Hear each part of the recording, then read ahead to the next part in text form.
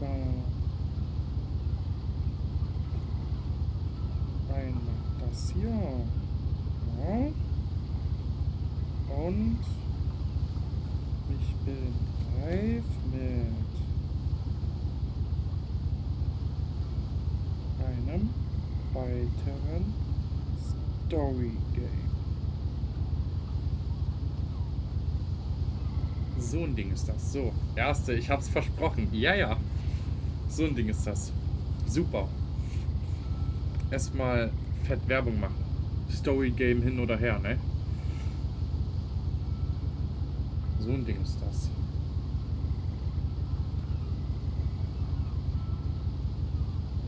So, den Link, ja. Text hinzufügen.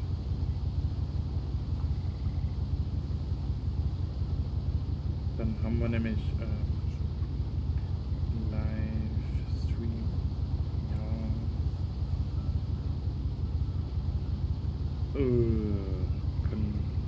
Können wir nicht markieren, die Person.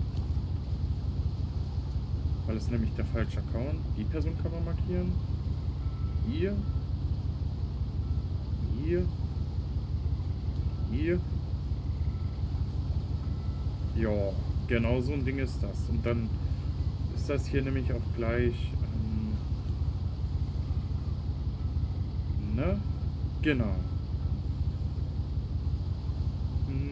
Ja, genau, ich tue einfach so jemanden wie Michael Bule habe ich markieren, genau. So ein Ding ist das.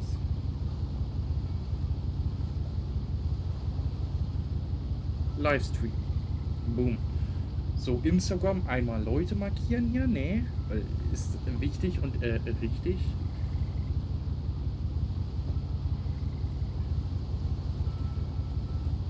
Genau. Dann dauert das eine Sekunde, bis da die Story nur hochgeladen ist. Ne? Genau. Story hochgeladen. So muss das. Und da das ja immer noch nicht so ist, dass es halt einfach mal problemlos funktioniert, tun wir mal bei Twitch direkt auch eine Story hochladen. Genau. Livestream now.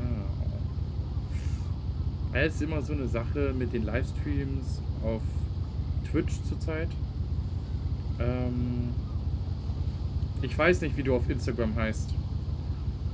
Da kann ich dich nicht mitmarkieren. Ich weiß nicht, wie du da darauf heißt und ja. Super. Also, Twitch, Instagram jeweils markiert. Beziehungsweise Story gemacht. Achso, warte mal. Ich habe hier noch, das nennt sich Snapchat. Haha. Da gibt es ja auch noch Leute. Also ich kann schon mal gleich vorneweg sagen, ich habe dieses Spiel schon ein paar Mal gespielt, ja. Remains of Edith Finch.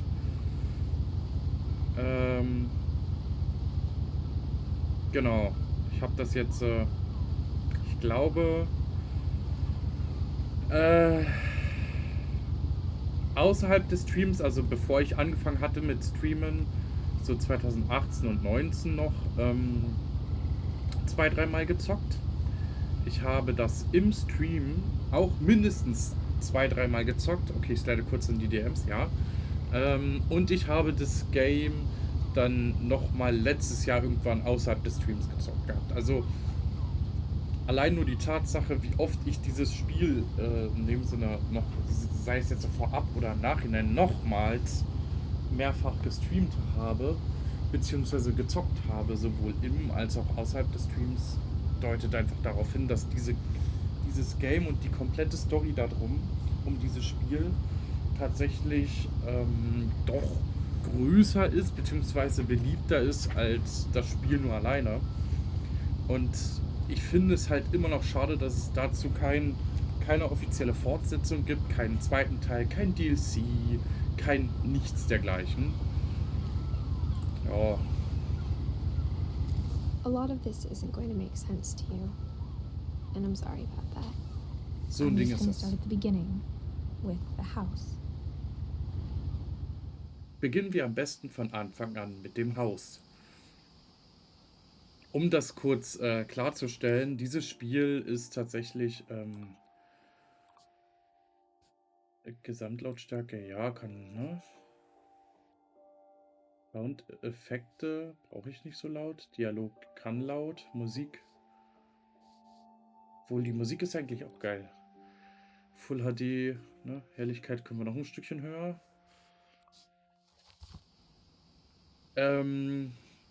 Das Kind, was wir jetzt auf dem Boot gesehen haben, ist quasi der Sohn oder die Tochter von der Protagonistin, die wir jetzt in der Vergangenheit spielen.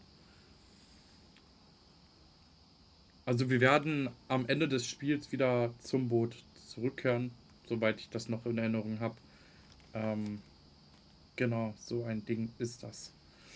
Ja, werde ich mir dann noch reinziehen. Später. Dann kann ich dich in Zukunft auch dort markieren. So, also. Wir spielen oder wir laufen einer Erzählung nach von einer Dame, die jetzt, Stand jetzt in dem Sinne hier, quasi schon tot ist. Wir laufen nur die Erinnerungen nach. Es geht um eine riesengroße Familie und deren Familienmitglieder, die halt auf verschiedensten Art und Weisen vom Planet Erde gegangen sind. Gut, mehr will ich nicht im Vornherein spoilern, denn so viel zu spoilern gibt es tatsächlich auch gar nicht. Und Someone had put up a chain link fence, but it looked like I wasn't the first person to hop it. genau. Man sieht schon, wie das gemacht ist. Es ist die Story immer noch auf Englisch, es wurde nicht auf Deutsch übersetzt oder so, aber man kann, sag ich jetzt mal, schnell genug nachlesen, wie es ist. Und ich würde jetzt tatsächlich die Mausempfindlichkeit minimal größer. Genau. Schon angenehmer, ne? Genau, die Person tut natürlich schön langsam laufen, so kann man ranzoomen. Ich glaube, crouchen konnte man dann auch, also so sich hinhocken und so. Weiß ich gerade nicht mehr. Auf jeden Fall, für ein Spiel, was aus 2017 ist es optisch fantastisch. Gut, dann I lived wollen wir here mal. until I was 11, but I wasn't allowed inside half the rooms. Ich kann euch nur empfehlen, lest mit. Ansonsten verliert ihr schnell was so den Bezug zu diesem Spiel. Also ansonsten versteht man nicht so ganz so, ja, was will das Spiel jetzt damit eigentlich sagen oder warum ist das so, wie es gerade ist. Und das war der Briefkasten tatsächlich. Inside the mailbox were bills from 7 years ago, marked urgent, open immediately. Ja. So ein Ding ist das. Arias Island Gazette.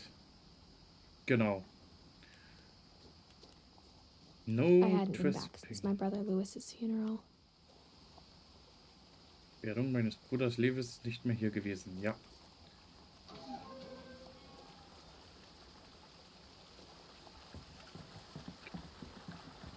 Ja, es ist auf jeden Fall optisch echt toll für die Leute, vor allem wenn du Post holen gehen willst, ne?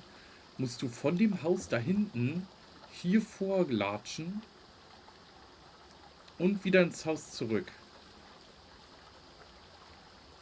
Da hätte man auch eine viel bessere In her Straße will, my fahren mother left können. me a key, but didn't tell me what it unlocked. Genau. Maybe she thought I'd know. Or she thought that the mystery would be enough to bring me back. The Finches. Ich weiß gar nicht mehr. Unten oder oben lang? Ich weiß es gar nicht mehr so genau. Ich glaube, das war gar kein Unterschied, ob wir jetzt unten oder oben lang gehen.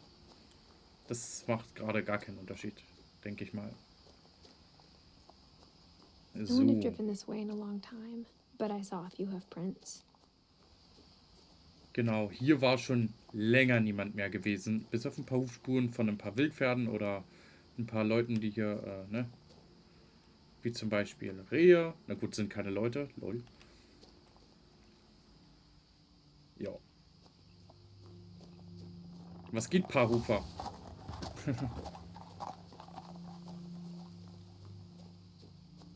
Die Story wird noch wild. Wenn wir am Haus sind, The truth wird's. is, even after I inherited the house, I never thought I'd come back to it.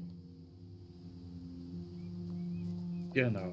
But now I had questions about my family that only the house knew the answers to. So ein Ding ist das.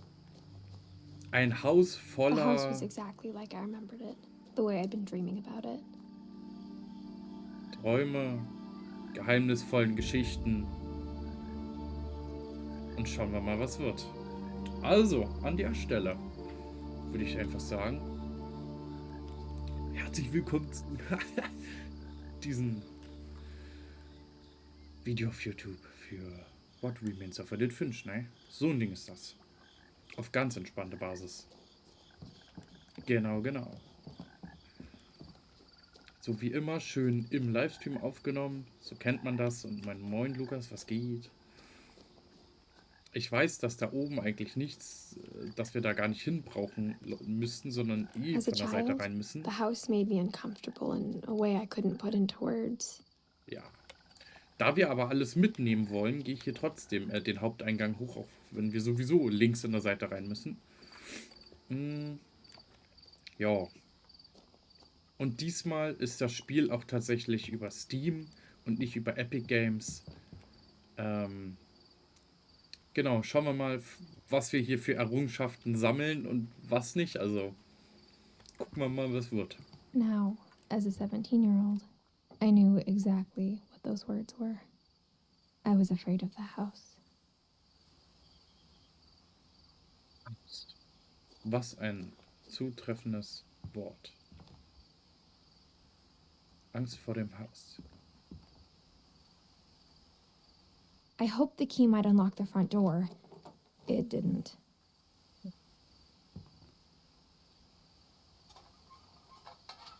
Looking in, I felt like the house itself had been waiting for me. Genau. Schauen wir mal, was wird. Aus einem Spiel aus 2017, was tatsächlich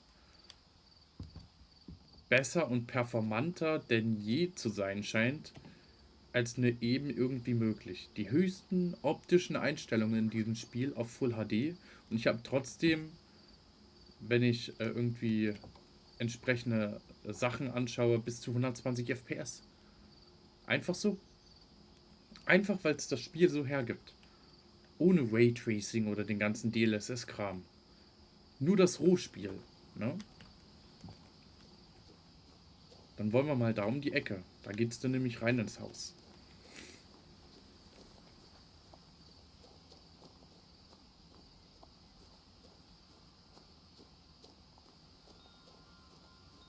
So.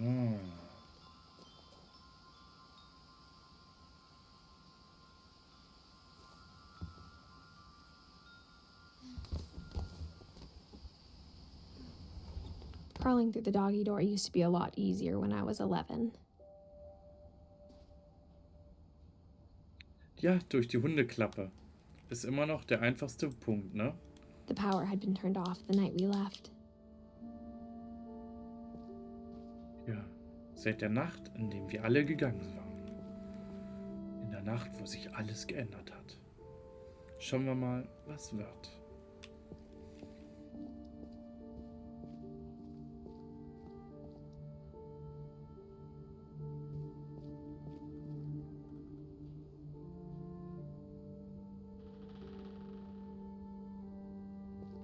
So schön. In der Nacht, wo wir alle gegangen sind. Und trotzdem steht hier ein Auto? For the first time in years,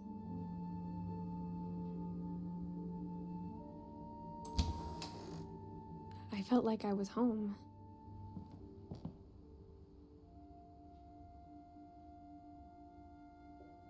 Auf einer stürmischen Nacht das Haus verlassen.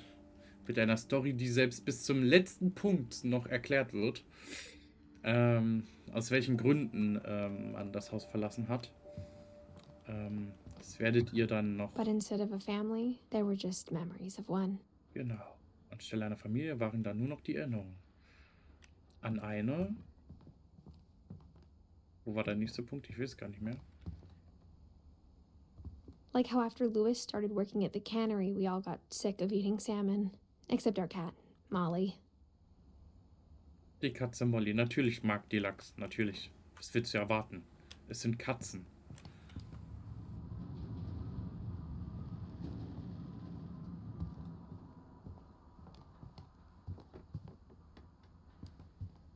Keine Sorge, Jumpscares können hier nicht auftreten. Das The ist ein table ganz was normales still a wreck from the Story-Game. night we left. Der Tisch war noch immer gedeckt, wie in der Nacht, als wir gegangen It waren. was like a bomb had gone off, killing everyone but sparing the furniture. Wie eine Bombe eingeschlagen, wirklich. Also, so ein Ding ist es. Eddie. Mit Beatmungsflasche. My mom was the only one of us who could imagine Great Grandma Edie living in a nursing home. Einfach alles fluchtartig verlassen und exakt so stehen lassen für Jahre. Das muss man schon mal auf den Grund gehen, ne? Nothing in the house looked abnormal. There was just too much of it, like a smile with too many teeth. Ja. Even the fireplace had a story. Edie told me the bricks came from the original house, after it sank.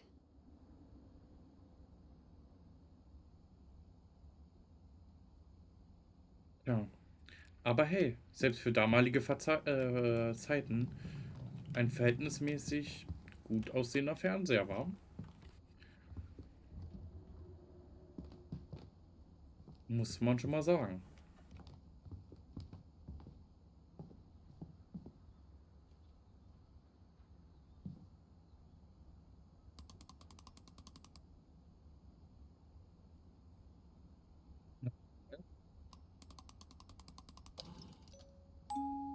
Great Grandpa Sven built a music box for Barbara, along with the rest of the house.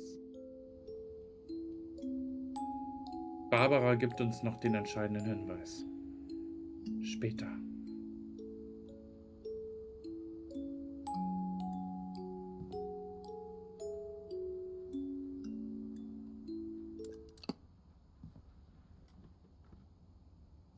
Das kommt alles noch. My mom wasn't much of an optimist, but she never stopped believing that my brother Milton was alive.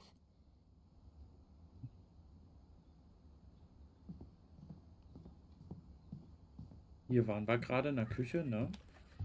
Ich bin gerade einmal eine Runde gelaufen. Das muss man auch erstmal machen, ne? So viele Bücher um den Türrahmen umher. Ich glaube nicht, dass irgendjemand die größte Lust hätte, hier mal die ganzen Bücher zu zählen, wie viele Bücher man tatsächlich letztendlich hier in diesem Stream oder dann für YouTube sieht. Hätte ich keine Lust darauf. A lot of things got left behind in the whirlwind of that last night. Ja. Viele Sachen. So. Und ja, gestern war lustig. So ein Ding ist das. Mom always told me to stay out of the basement, so I wasn't too surprised when the key didn't fit.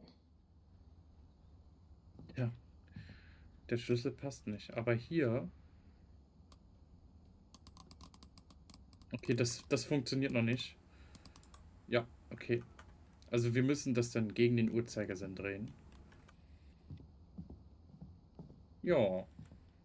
So ist das. Und hier eine riesige Wand mit allen möglichen Familienfotos. Ja. Also das ist, in der Ruhe liegt die Kraft, ne?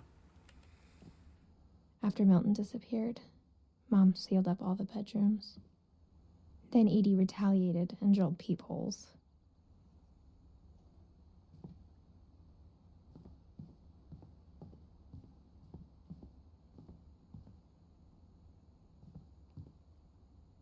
Tja, so ist das. Whenever people ask me about my family, the first thing they always want to know about is Barbara. Ja, Barbara in dem Spielfilm My Friend Bigfoot. Tja, dann wollen wir uns mal dem Story-Part begehen. Sven und Eddie. Calvin und Sam. Warte mal, hier waren doch noch die anderen Zimmer. Wer hat hier hinten übernachtet? Ah ja, genau, Barbara. Dann haben wir hier noch Edie's jemanden. father Odin built the original house.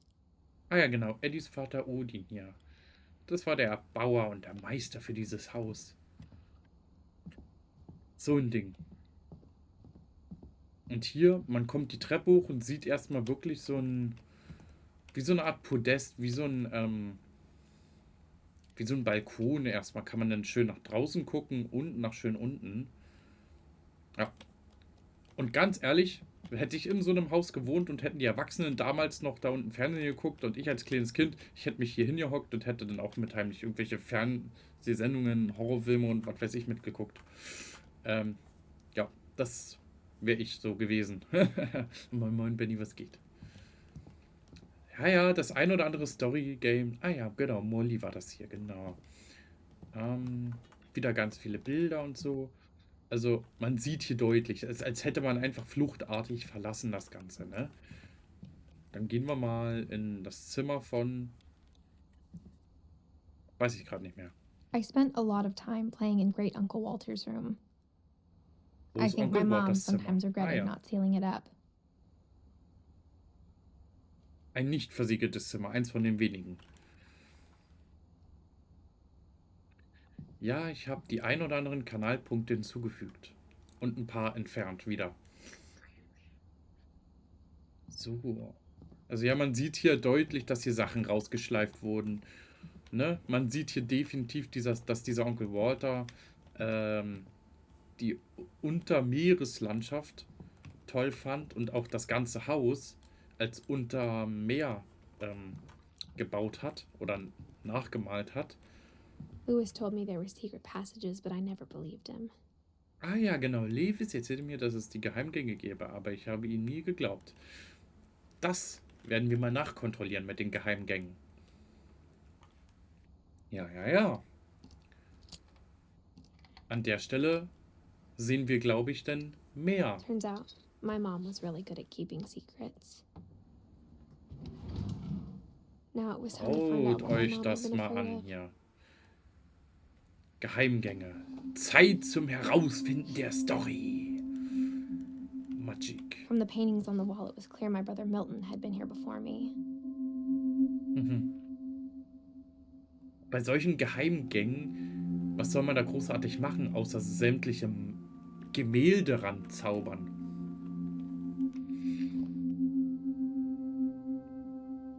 Reading this, maybe it sounds like I had a plan. But I had no idea what was behind that door. Keine Ahnung, was dich hier erwartet, glaub mir. So, jetzt sind wir in Mollys Zimmer. Wie ich auch keine Ahnung hatte, wohin das alles führen sollte. Genau. Und wir sind mittlerweile in Mollys Zimmer. Die Tür ist versiegelt. Looking at Molly's room through the peephole.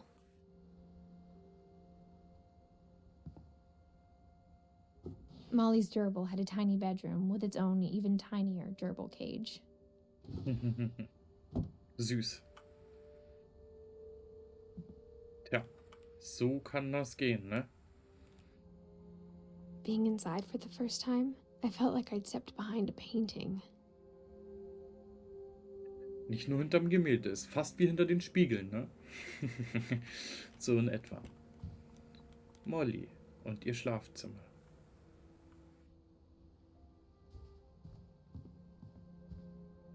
I got the sense Edie had spent a lot of time here before my mom sealed the doors. Molly, 1937 bis 1947. Das Mädel wurde nur 10 Jahre alt. Molly Finch. December 13th, 1947. Dear Diary, I'll be gone soon, but I wanted to tell somebody about what's gonna happen. It started when Mom sent me to bed without dinner. I woke up and I was starving, so I looked around for something to eat. The gerbil food was dry, but I didn't mind it.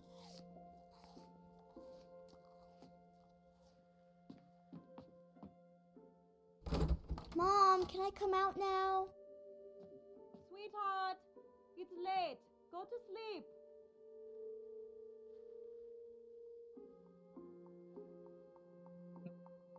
Eine Erinnerung von Molly. Schauen wir uns mal an, wa? Hunger.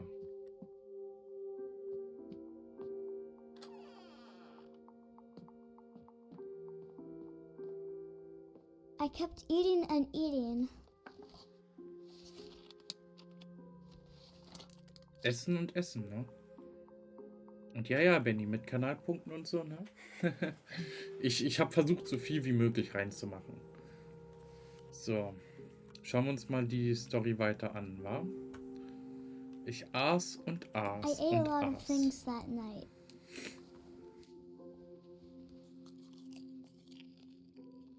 Ja, alles mögliche essen. Hauptsache Essen. Then I heard chirping outside my window. It was a barn swallow going back to her nest.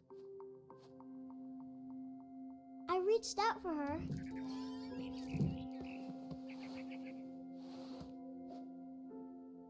And suddenly, Plötzlich war ich eine Katze. I was a cat.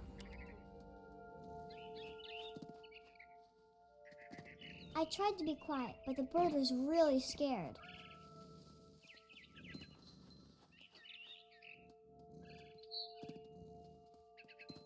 Mom and Dad didn't even look at me.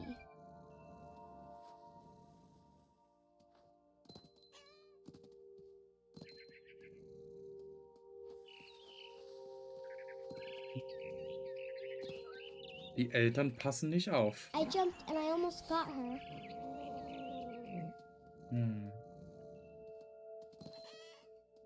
I could tell she was getting really tired.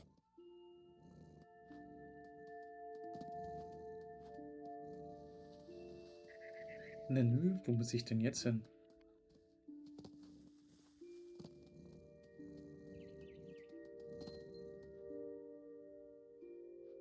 Weiß ich gar nicht mehr.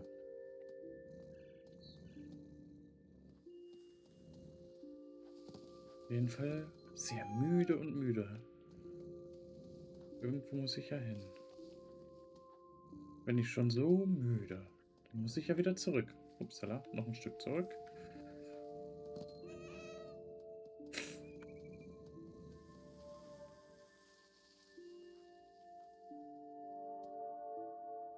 Hier nicht rüberspringen.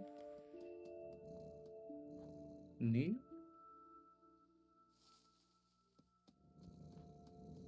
Armes kleines Miezekätzchen. Achso, da ist der Vogel. Now I was up in the big tree. I promised Dad I wouldn't climb it anymore. All I cared about was eating that mama bird. I gobbled her up. And suddenly, I was an owl. First, all I heard was the wind. Then I heard little teeth nibbling in the grass.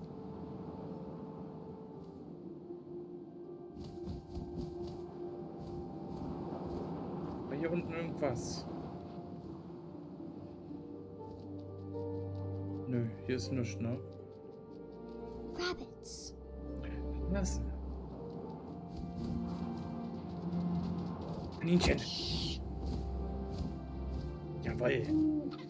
I imagined his face looking up and seeing mine through my talons. I swallowed him up, and I didn't chew one bit. Then I flew off to find something bigger. Was Größeres als ein Kaninchen. Schauen wir mal. A mama rabbit.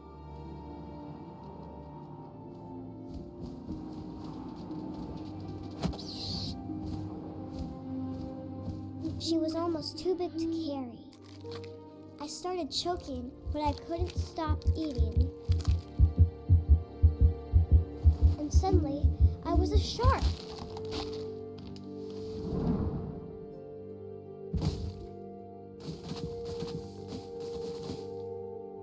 Kindliche Fantasien.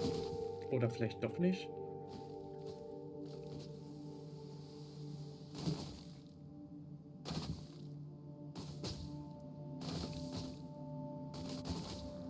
I rolled off a cliff and into the ocean. Now, I was hungrier than ever. Ich bin ein Hai. Dumm, dumm. Dödum, dödum. I Kleiner Hai. wanted Dumm, fat, dumm. juicy seals. I tore off her flipper, and it tasted really good.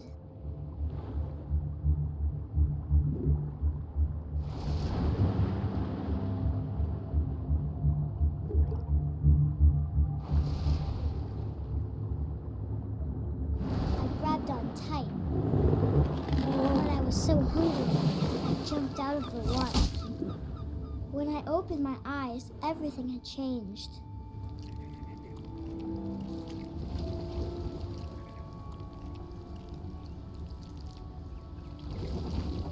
Now I was a monster, and I smelled people everywhere.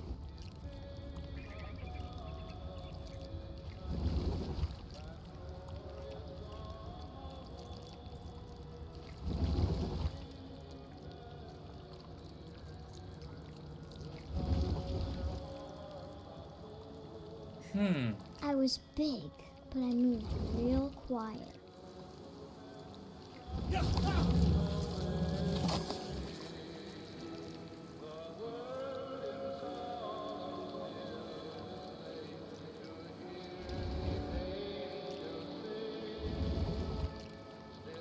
I wanted to stop, but also I didn't. Drunken sailor, what will you do? A drunken sailor, early in the morning. His belly was rusty, his belly was rusty, his belly was rusty, razor.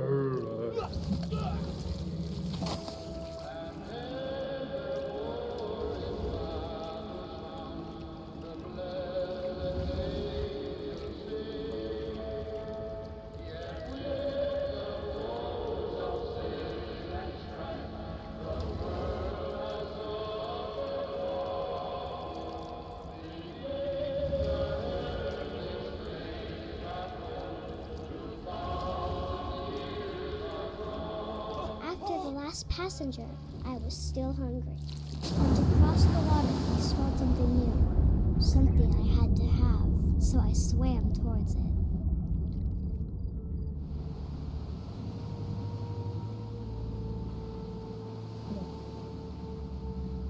I slithered onto the sand, and the good smell went into an old pipe. Lightly.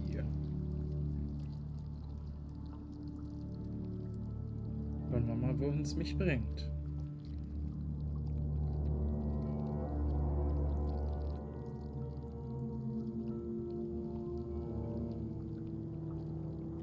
I got closer and closer. Bin wieder zu Hause in meinem Zimmer.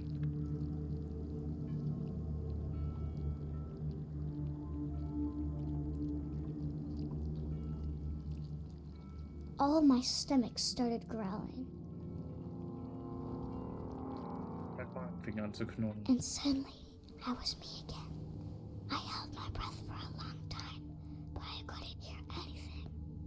I think it's waiting for me to fall asleep, but it's not going to wait much longer. It needs to feed, and we both know I will be delicious.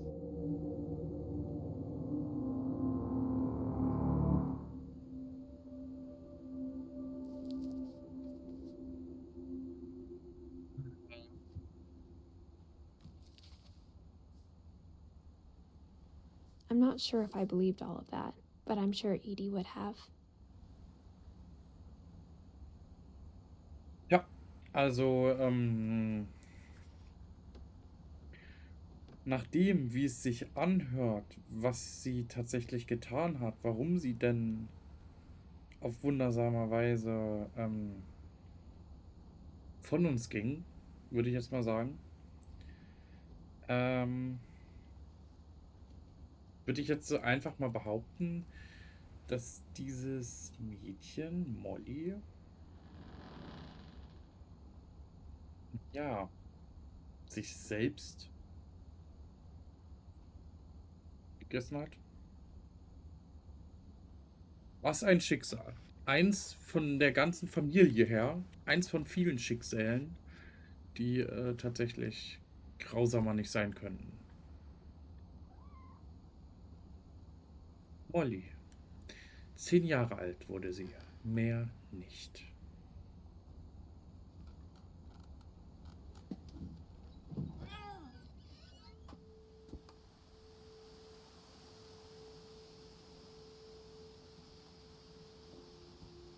This will be obvious later, but my mom never told me any of these stories. Edie would have, but Mom didn't like bringing up the past. Though, when we adopted a stray kitten, she was the one who named it Molly. Ein streunendes Kätzchen namens Molly. Verständlich. Also, wenn man über Vergangenheit nicht reden möchte, kann ich schon verstehen. Und passend zu dem Charakter von Molly, einem kleinen Kätzchen auch den Namen Molly geben. Sehr nett. Außerdem habe ich tatsächlich gehört, beziehungsweise mache ich das auch, wenn ich irgendwelche Katzen, Kater, was weiß ich, habe, dass sie am Ende immer irgendwas mit Y haben oder mit I oder IE. Wie zum Beispiel da jetzt aus dem Spiel heraus Molly mit Y. Mein Kater heißt Louis mit IE am Ende. Immer diese I-Töne sind das, was scheinbar bei den Tieren gut ankommt. Zumindest laut meinen Erfahrungen.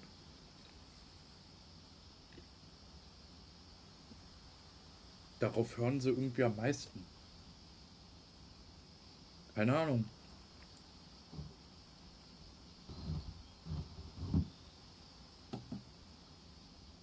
I spent a lot of time in Great Grandma Edie's room. Oma Eddies Zimmer. Lupi. Purpli. Purpli 2. Und noch ein Name. Roff. Also die hatte sehr viele Wellensittiche und eine Eule. Zurbi. Durfy Junior. Eine Schlange. Bob. So viele Vögel und Haustiere, die dann schon Schweinskätzes, ja. So viele Haustiere, die dann halt, ne, früher oder später überlebt wurden, ne? Das Edie knit me a new ist pair eine of gloves Zeichnung. every year, just in time to replace the old ones. Ein Gemälde auf Holz. Scheint mir sehr interessant zu sein. Louis died a week before we left, but Edie had already started to memorialize him.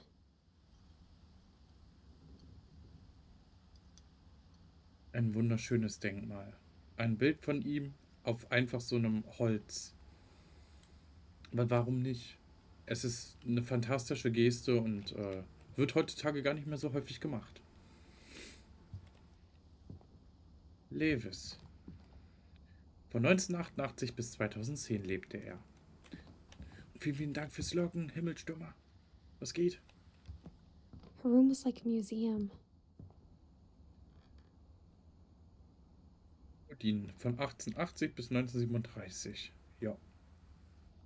Sogar mit Piratenschwert hier. So ein Ding ist das. Lewis Milton Edith.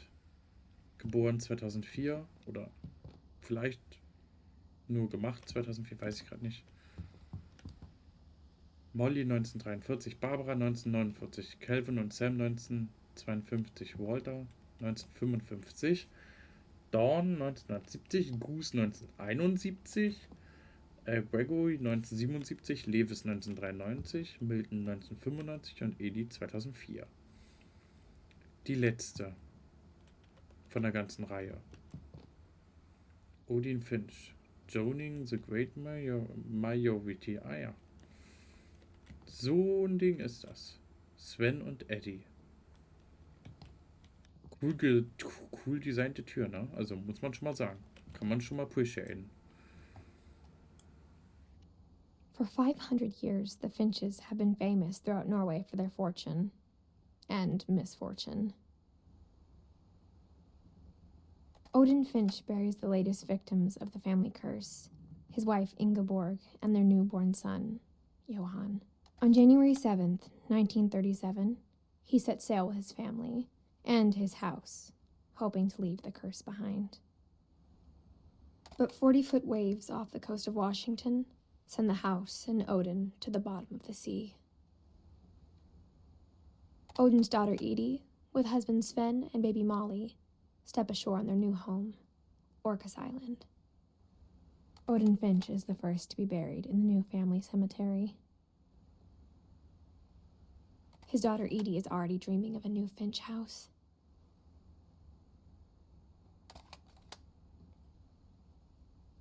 Ja.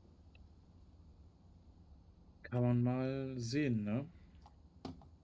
So schnell kann es tatsächlich gehen. Whatever's wrong with this family, it goes back a long ways. Damit ist Odin, Ingeborg raus. Oder auch abgefrühstückt, sage ich jetzt mal. So.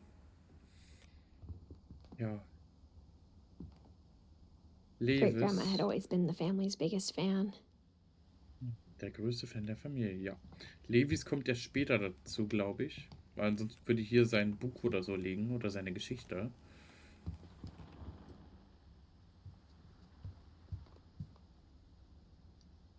When Edie told people Sven was killed by a dragon, she could also have said he was building a dragon-shaped slide that collapsed. She could have, but she didn't. Ja. Bild 1937 von Sven Finch. Ah ja. One summer, they evacuated the island, but Edie refused to go. For a few weeks, she was a celebrity. Ein paar Wochen lang war sie ein Promi, natürlich. Aber hey, wenn man schon ein ganzes Leben lang an einem Ort verbracht hat, da möchte man dann auch nicht auf die letzten paar Metern noch gehen. I hadn't thought of myself as Edith Jr. for a long, long time. Als Edith Junior, ja. Lange Zeit nicht. Ah ja. Edie gave a big interview about a mole man living under the Finch house. My mom was furious. Ruhewurf, Mann. Jetzt geht's los hier. Verschwörungstheoretiker in-game. Ja. Even in her 90s. Sometimes Edie seemed a lot younger than my mother.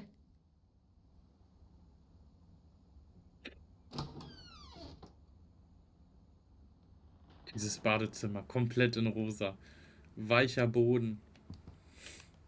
The only trace Grandpa Sam's first wife Kay left on the house was the pink bathroom. It was a pretty big trace. Es ist mal was ganz Ausgefallenes, muss man schon mal sagen, ne? Das hat man nicht alle Tage, ne? Und hier, wie hat man sich damals geholfen? Natürlich. Ein Griff zum Reinlaufen, zum Reinsteigen und ein Sitz, damit man da nicht stehen muss. So kriegt man das hin.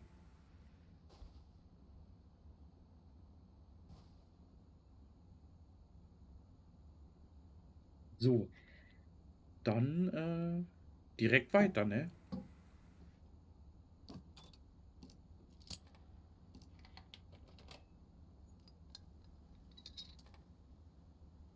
Und There's a nun secret in geht this es bathroom. los. It's in the last place you would look. It isn't in the cupboard. It's hidden in this book. Im Buch versteckt ein geheimes Zimmer hinterm Bad. Sven gave Sam an old camera he'd refurbished. He never put it down. Dann kann man hier ganz viele Bilder erstellen. In so einer Dunkelkammer.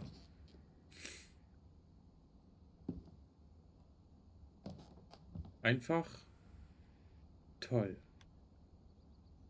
Und dann hat man einfach quasi damals alles fotografiert, was irgendwie nur möglich war. Kann ich bis zum heutigen Punkt gut verstehen. Sehr gut. Milden.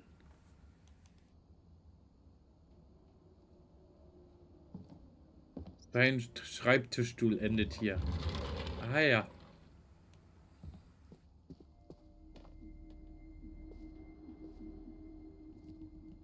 Hier noch am Schreibtisch was gemacht.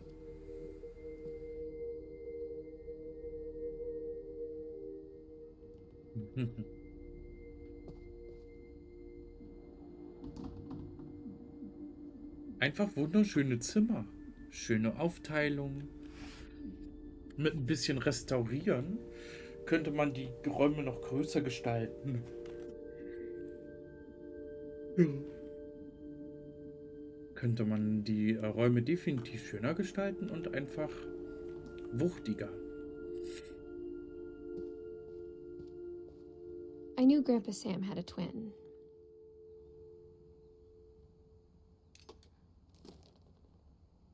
And that he never talked about him. Ja. Da ist auch was mit dem Zwilling passiert. Deswegen wird da nicht drüber geredet. Verständlicherweise. Denn wenn nämlich irgendwas passiert, wird über sowas nicht geredet. Und es geht jetzt tatsächlich um den Opa. I guess my grandpa didn't like history any more than my mom did.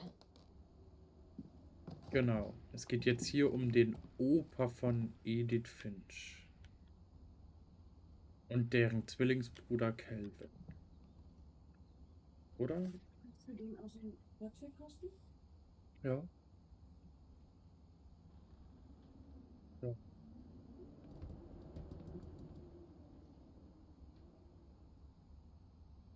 Ja.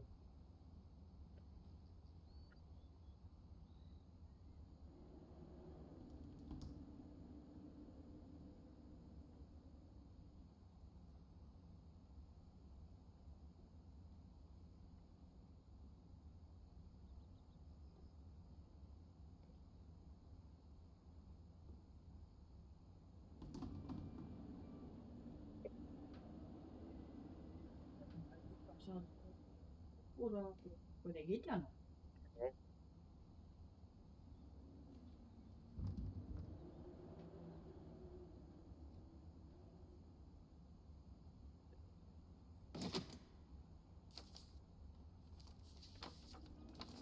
How I Want to Remember My Brother by Sam Finch. The thing I remember is that when he made up his mind, that was it.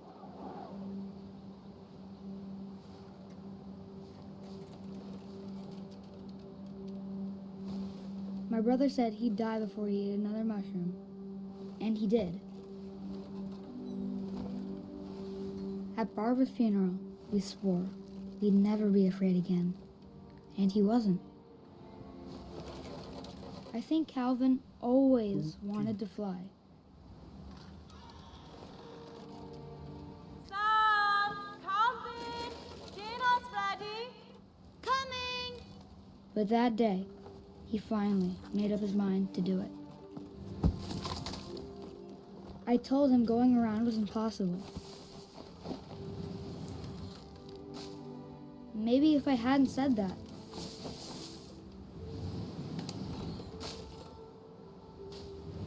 Calvin! I'm not gonna tell you again! or maybe if the wind hadn't picked up,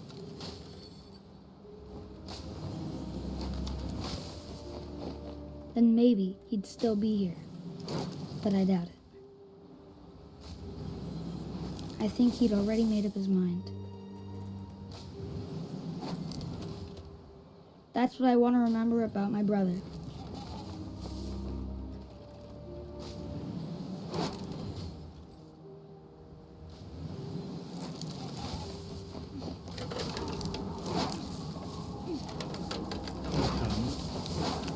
The day he made up his mind to fly. Vorbei.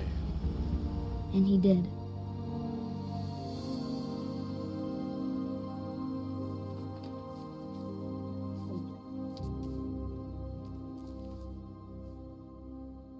woman's story felt strangely familiar.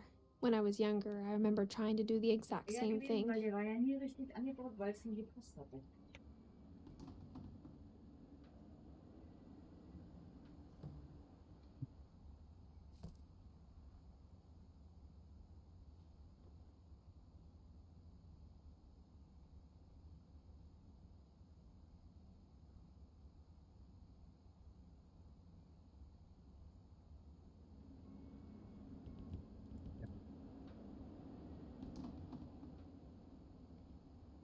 So viel zum fliegenden Kelvin. Der, wie man schon gesehen hat, abgestürzt ist. Und auf diese Weise,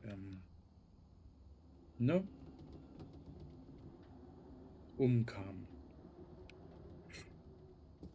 After the funeral, Edie roped off Calvin's half of the room.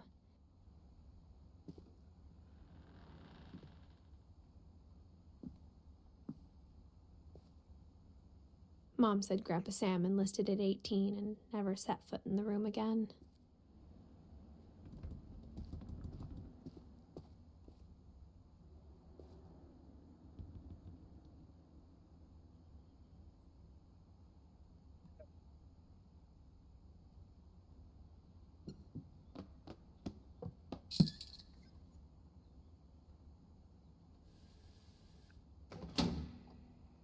Mal da.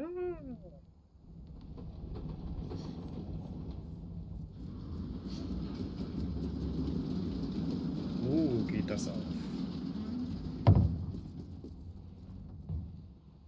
Mit einem Schienensystem. The passages were a pretty tight fit. They'd obviously been built for smaller hands and bellies. Ich will erst mal gucken, was hier noch war. Ach so.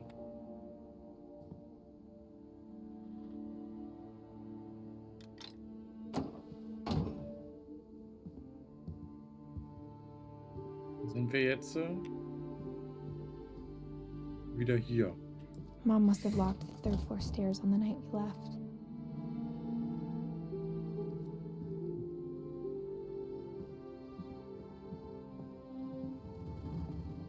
Dann gehen wir jetzt erstmal hier weiter. Auf jeden Fall ist jetzt der Gang offen. Milton. Ja. Barbara Growing up, Finch. I always thought of Barbara as a child star.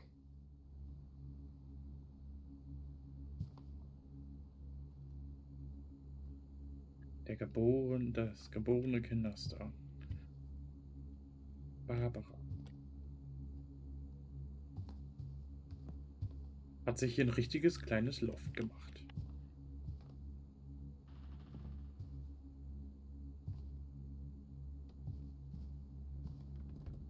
I never thought about how hard it must have been for her afterwards. Ja, von einem kleinen Kinderstar. Ja. Zur erwachsenen Frau. Ja. Da wird's dann irgendwann schwer. Of all the stories people wrote about Barbara's death, I'm surprised Edie saved this one.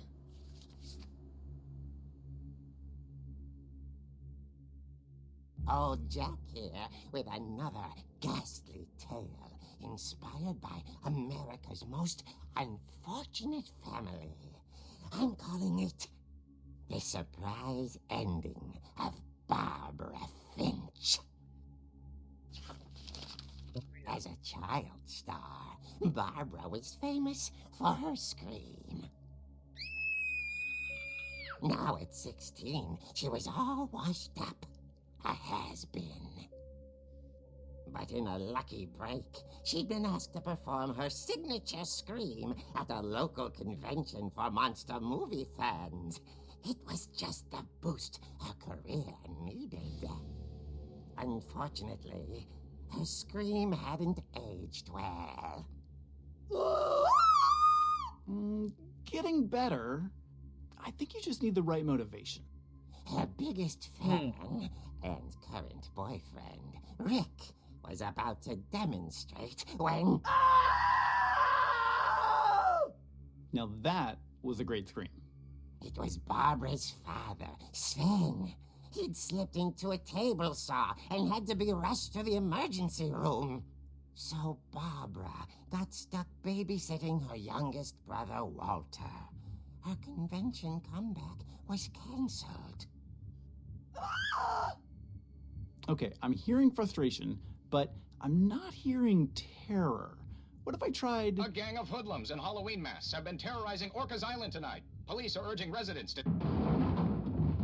That came from the basement. You're right!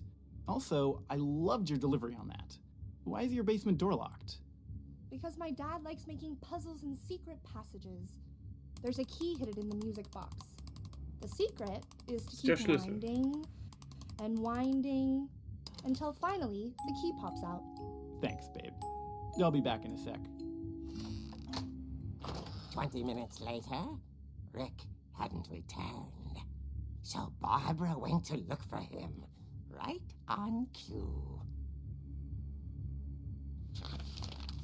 Ja. She reached for the music box. And as she wound the key, she listened for Rick, but the house was silent.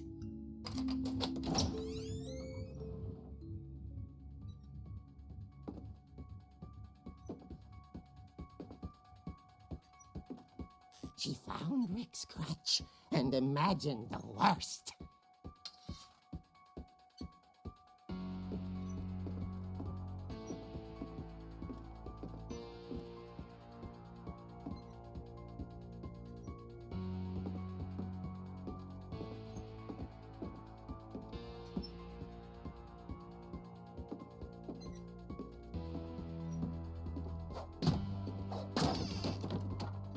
The gang's leader is the infamous Hookman killer, Dr. Carl Hamill, who impaled and then ate his family 10 years ago tonight.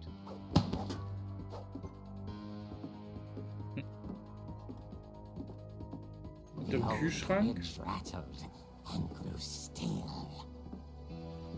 Oh dear!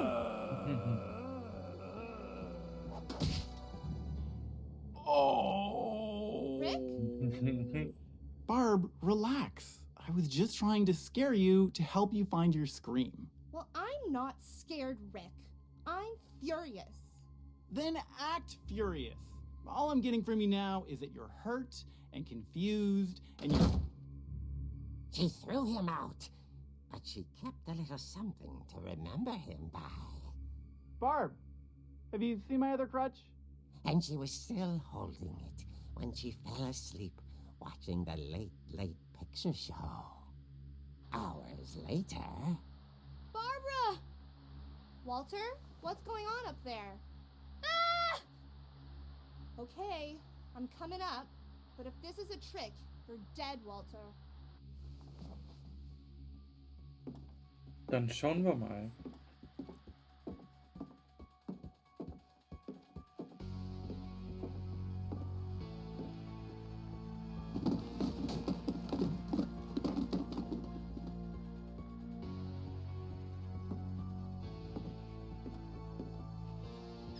Walter, are you there?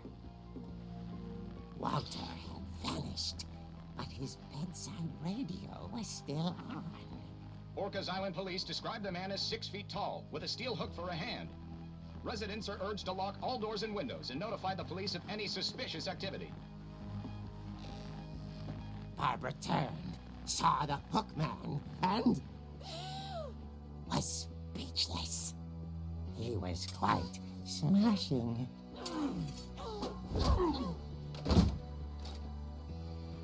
And here he was. He couldn't get enough of Barbara. Okay, Barbara, there's gotta be another way out of here. That night, she played her part beautifully.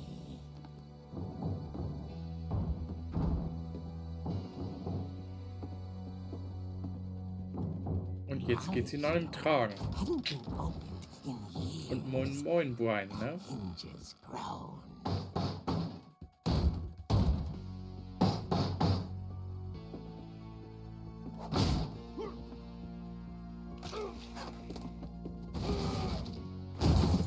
wasn't moving, but she sensed the story might not be over yet.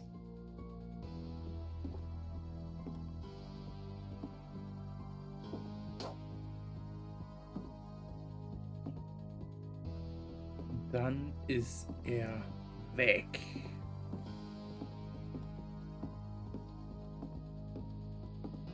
The hookman had vanished. She listened for his breathing, but all she heard was... Ding dong. Happy Halloween. At the door, she heard whispering. It was coming from inside the house.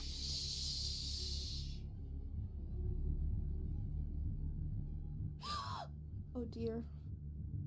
Oh yeah.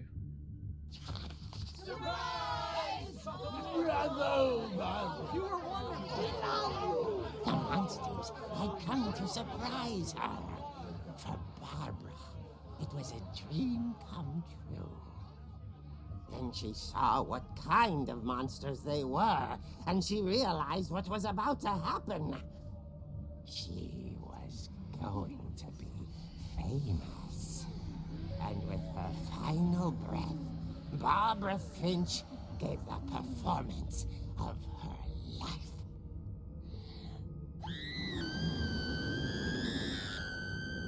I wasn't there myself, but I hear Barbara was magnificent. Poor girl. She had a taste for stardom. But unfortunately, so did her fans. Of course, the police blamed it all on poor Rick, who disappeared the same night. And little Walter, hiding under his bed the whole time.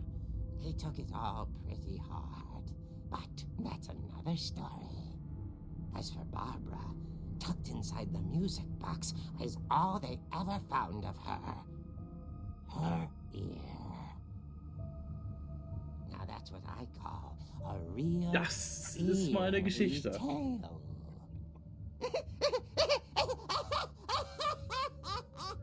Einfach brachial umgebracht, die Barbara. Was eine Story. Schade Edie doch. told me all Barbara wanted was to be remembered, as absurd as that comic was. Maybe what Edie saw was a happy ending. Ja. Weird, aber it's okay. Ne? Tja, auf so eine Art und Weise kann man nun mal abdanken.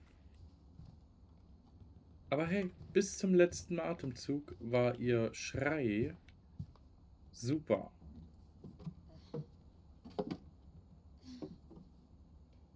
I guess now I know why Mom didn't like me playing with the music box. Ja, jetzt hat man auch eine Erklärung für die Spieluhr. Und das ist auch direkt schon der nächste Hinweis, denn nach oben geht es nicht. Hier haben wir auch die Erklärung jetzt, warum das Gitter hier erneuert werden muss und warum jetzt ein neuer Tisch da unten steht. Ja. Genau so ist das. Und nun stehen wir wieder hier. An der Spieluhr. Ziehen, ziehen, ziehen, ziehen und ziehen und ziehen immer weiter. Und bekommen den Schlüssel.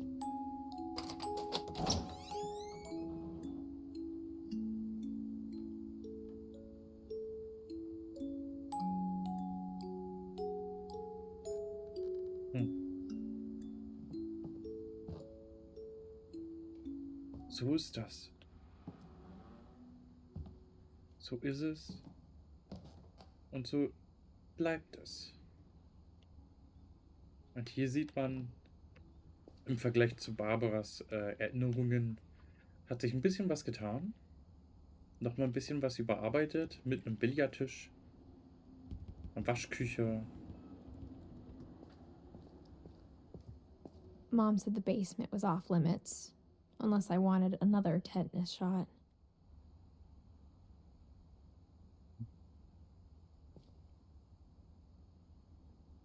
Ja.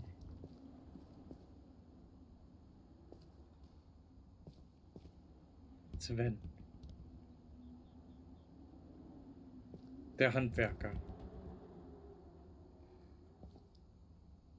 Der sich an seiner eigenen Kreissäge hier verletzt hatte.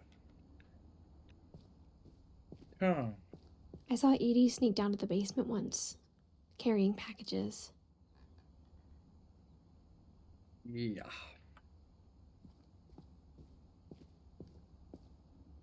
Ich dachte, der ist beweglich, aber nee. Da ist der Kühlschrank. I thought maybe she was hiding presents.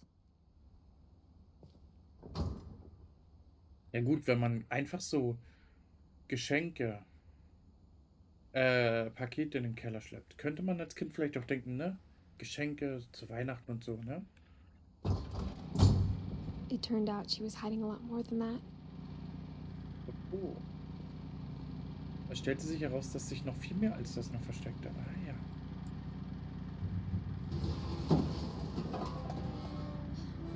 Was haben wir denn hier? I remember asking Mom once about where Walter had gone. Ja. She hier said unten. after Barbara died, he got as far away as he could. Ich glaube nicht, dass Walter einfach gegangen ist. If there's a pattern in all these stories, Also bei den Vorräten ist er nicht einfach nur irgendwie gegangen. Der hat sich hier versteckt. I think it's that none of us has gotten very far. Weil einfach ein Bunker in diesem Haus.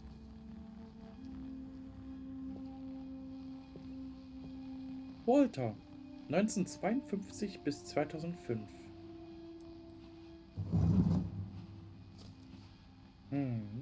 Goodbye, everyone.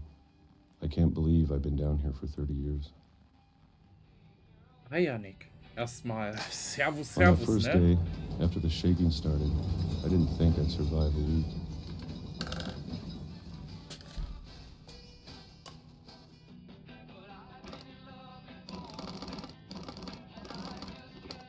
But after a few days, I settled into a routine. That's what kept me sane. Having a schedule, living for today. I always expected to be dead tomorrow.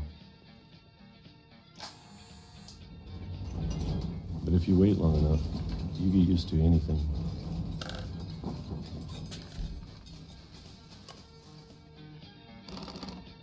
Genau. Even a monster on the other side of the door starts to feel normal. Ach ja, und Almost Nick, friendly. Entbannungsanträge habe ich gar nicht derzeit.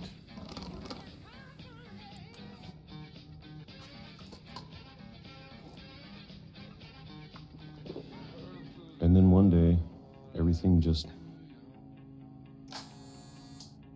stopped.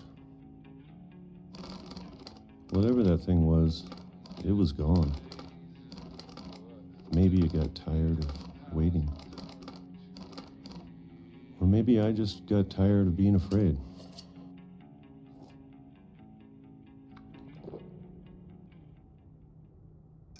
It's been a week now, the longest in 30 years.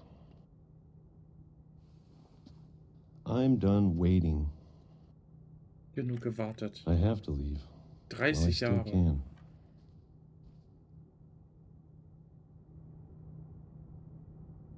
Über 30 Jahre hier in dem Bunker. Von 1976 bis 2005. Okay. Na dann gehen wir mal weiter. Schauen wir mal. Alles hier seit Jahren vorbereitet. Sämtliche Bücher, alles unter Tage I know it's out gebracht. there somewhere. Whatever killed Barbara Ja, was immer auch Barbara getötet hat. and Tja, Molly und Molly and Calvin. und Calvin. Egal was es war. Es ist definitiv hier noch irgendwo. Maybe this is all a mistake. Wer weiß, ob es ein Fehler nun war But oder I need to nicht. stop living the same day, even if it kills me. Gefangen in der eigenen Psyche, kann man so sagen. Und so wie das Whatever's out Licht there, am Ende des I want you to Tunnels. know I'm ready for it. Ja, I'm going to appreciate all of it, especially the food. das I Licht don't am mind Ende if des I learn Tunnels how to verrät eat einiges über diesen Charakter. or a month, or a single week. I'd be happy with one new day. I can already imagine the sun on my face.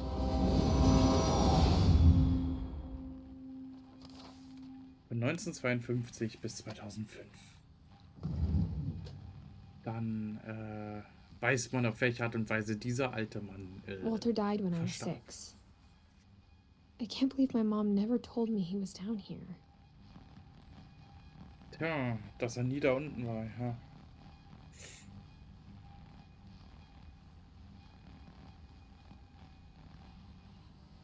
Dass man das einfach nicht erzählt bekommt, war. Von 1917 bis 2010. Eddie fehlt noch hier unten, also unten, und bei Sam 1950 bis 1983. Ansonsten fehlen nur noch die Leute, die oben sind. Dann haben wir jetzt schon 1, 2, 3, 4, 5 Leute, die wir abgearbeitet haben, und ganz oben rechts ist Edith, die 1999 geboren ist. Läuft. Ja, auf diese erschreckende Art und Weise ist Walter verstorben. Wieder ein weiterer Teil der Familie. Leider ist es so. Aber hey, wenn ich mir überlege, die anderen Familienmitglieder sind halt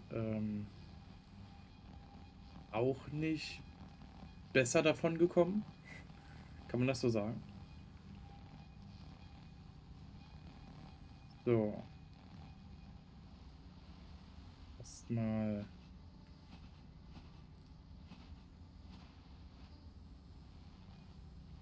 Zurückantworten.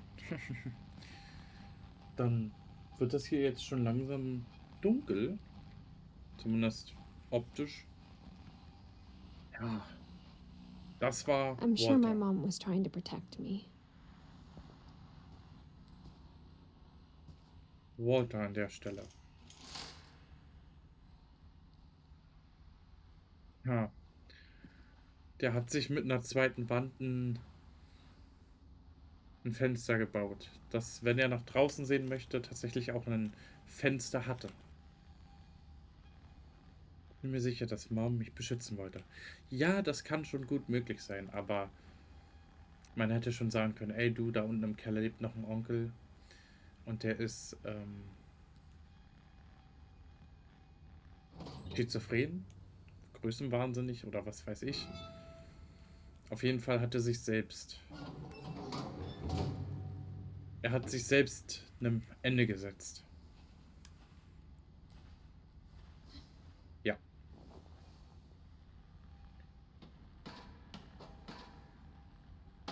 Maybe she was afraid I'd end up like Walter.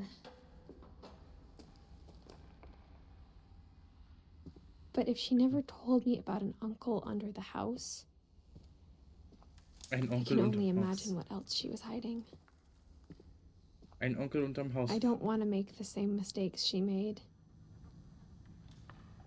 Ein Onkel unterm Haus verheimlicht. Das hat die Mutter. Generell noch Sachen verheimlicht. Oder irgendwelche Fehler gemacht? Weiß ich nicht. Trying to bury something that's still alive.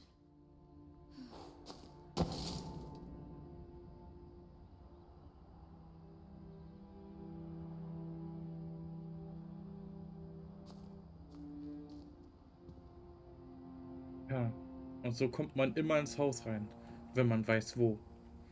Now that there's only one of us left, or maybe two, I thought it was time I heard the stories for myself Genau. and found out what happened to everyone else. Die Geschichten sich But quasi now I'm worried the persönlich stories ranziehen. themselves might be the problem. Die Geschichten sich selbst anhören, sich selbst eine Meinung darüber bilden und selbst Maybe we believed erfahren. so much in a family curse, we made it real. Walter. Eine schöne Gedenkstätte.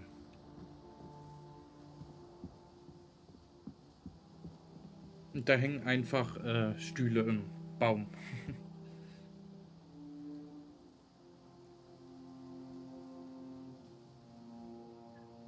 So ist das.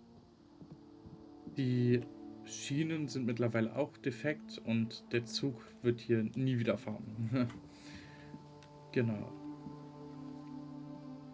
Ein Sturm. I don't know if I Zug should auf. even be writing this. Ja, ob man das hier nun schreiben sollte oder nicht. Es ist gut, dass es da ist, denn ansonsten würde ich dieses Spiel hier nicht spielen.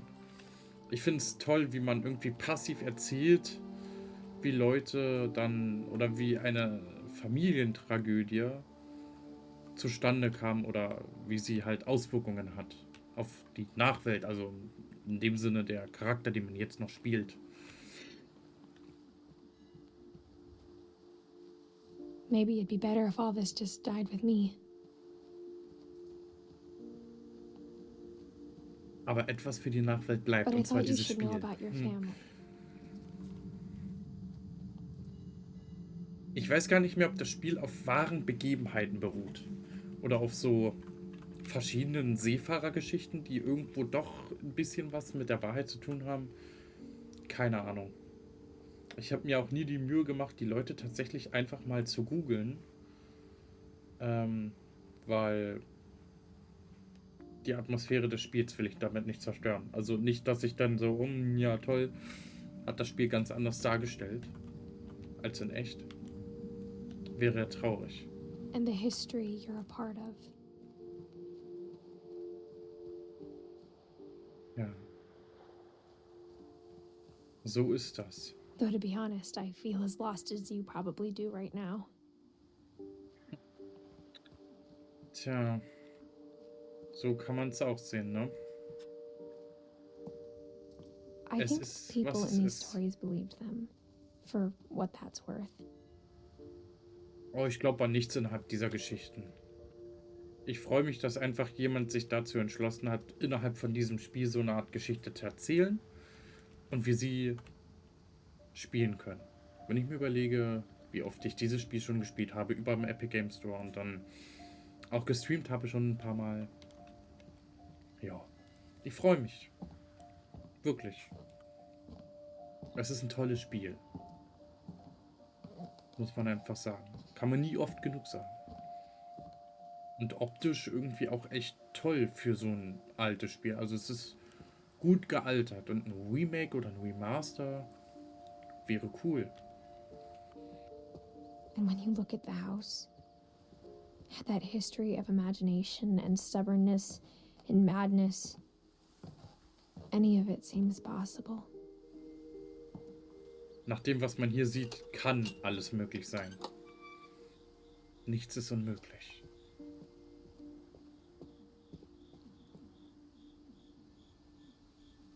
Und das ist vor allem echt ein tolles Haus. Als ich das Spiel das erste Mal gespielt habe, habe ich so ein bisschen gedacht, so ein bisschen Pippi Langstrumpf, einfach irgendwie so ein bisschen was aneinander geklatscht und das ist dann ein riesiges Haus. I think we've been surrounded by death for so long, we've just gotten used to it.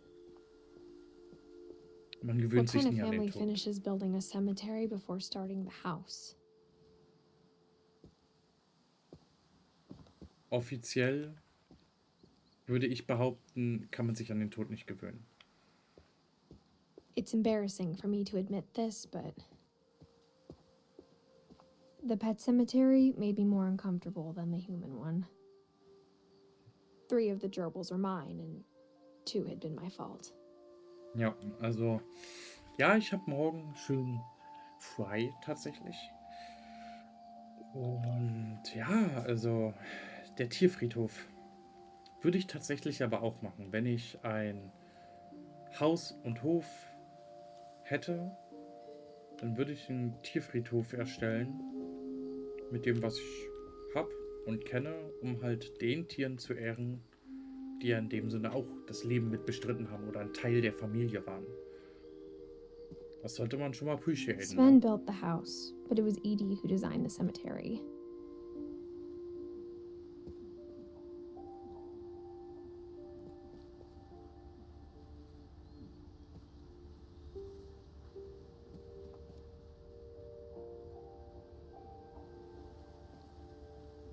Ja. So ist das. Es ist, was es nun mal ist. Eine Familientragödie. I'm sure Und Odin's ein monument tolles had been Spiel. Edie's idea. My mom was always trying to move on, but for Edie, the past never went away.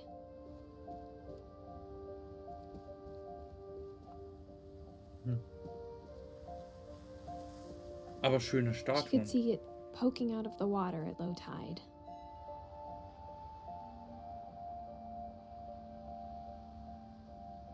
Kann man auf jeden Fall sagen. Es ist definitiv schön. Und wie wir uns schon aus den Bildern gesehen haben, das Haus, das uralte Finch-Haus, was im Wasser versunken ist, also was da ist, haben sich hier nochmal in Stein gehauen. Heute würde das wahrscheinlich finanziell viel zu hoch sein. Es würde einfach den Rahmen sprengen. Weil solche Steinstatuen und so, das ist wahrscheinlich schon zu viel des Guten, zu teuer.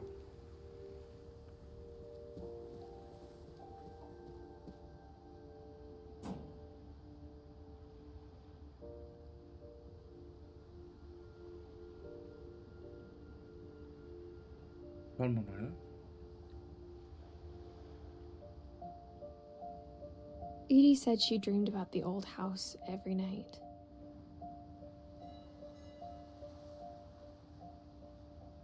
Ja, das alte Haus.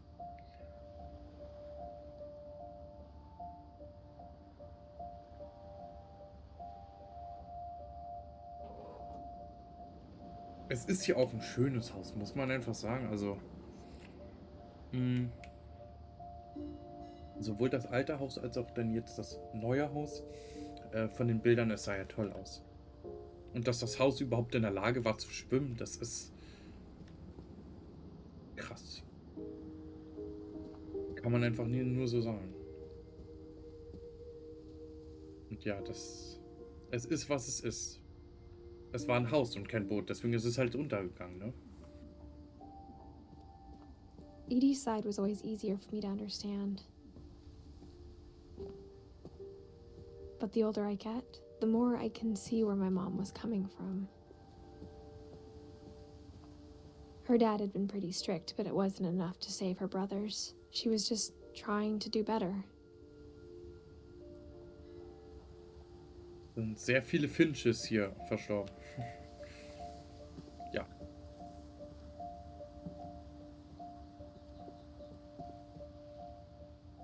She lost 2 of her brothers, just like I did.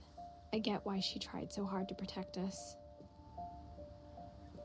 Da braucht man an gewissen Stellen auch gar nichts mehr dazu sagen, weil, also, so wie man es sich durchliest, ist es schon mehr als nur nahtlos, ne? Der Story entsprechend. There's so many things I wish I could ask my mom now. Part of me thinks this is what she wanted all along. For me to come back someday and find everything out for myself. Und ich mir überlege, natürlich, wenn irgendjemand Geliebtes stirbt und man entweder schon alt genug ist, um ein gewisses Verständnis zu haben, oder halt erst dann älter wird und im Nachhinein irgendwann ein Verständnis entwickelt, gibt es einiges, was man natürlich fragen möchte oder würde wollen. Und einiges, was man dann nie wieder fragen kann. Natürlich. Ist ganz normal.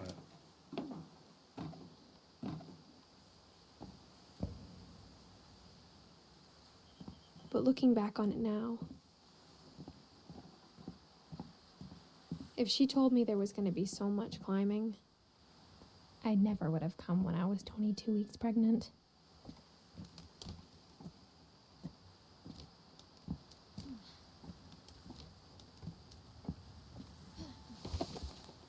So. Hier Dachschräge einfach, ne? Richtig cool. Also optisch richtig cool.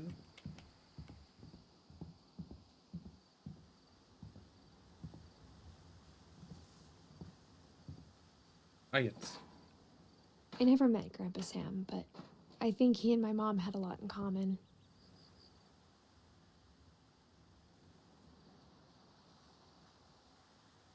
Ja.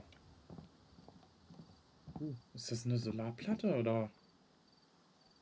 Mensch, Mensch, Mensch. Also wie detailliert kann man bitte ein Haus gestalten? Und dieses Spiel einfach schon im Jahre 2017. Ja, Bruder, ich mach's halt.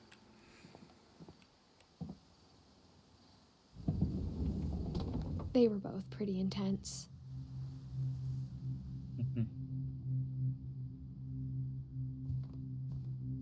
Sam spent his life shooting photos, but Mom said he got nervous being in front of the camera. Der I Sam guess we're war all der afraid of Fotograf. something.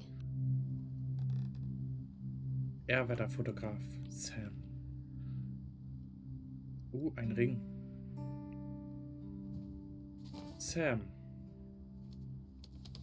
Und jeder mit gewissen Bildern und Texten, beziehungsweise Stories oder Briefen.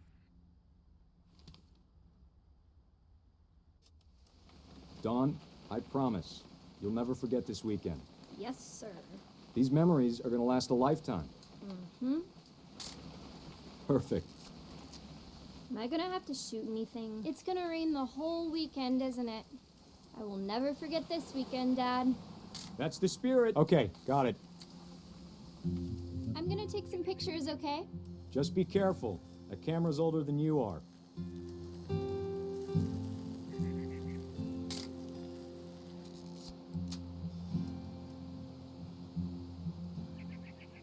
You're right, Dad. It's starting to clear up. Still freezing, though. Aw.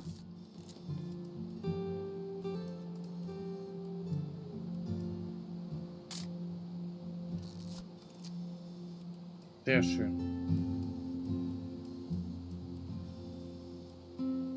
Nur die Steuerung ist ein bisschen gerade.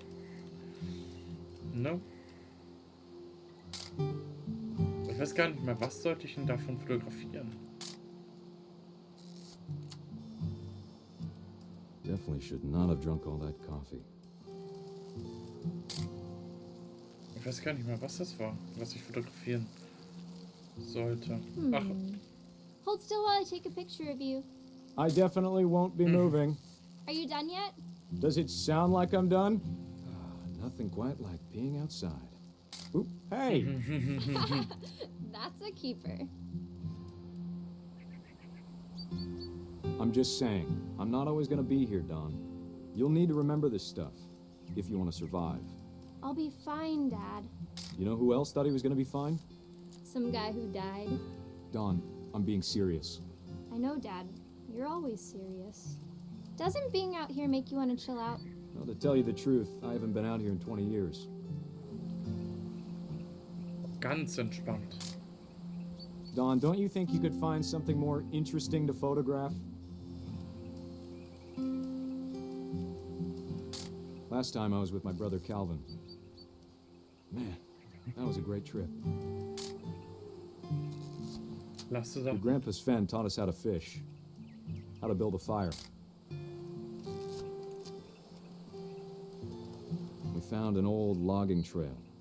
There were deer everywhere. Ich weiß gar nicht mehr, was ich hier fotografieren sollte. Ah. Dad! Good eyes, Dawn. Oha. Before you take the shot, let me get a picture of you. Dad, I... Just breathe. Turn off your imagination. Focus on your target.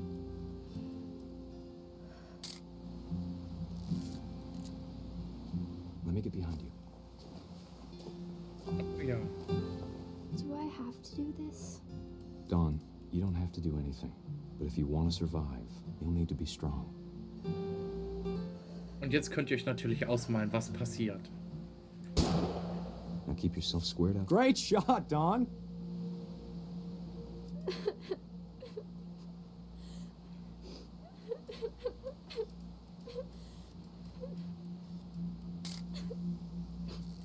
I'm proud of you, Don.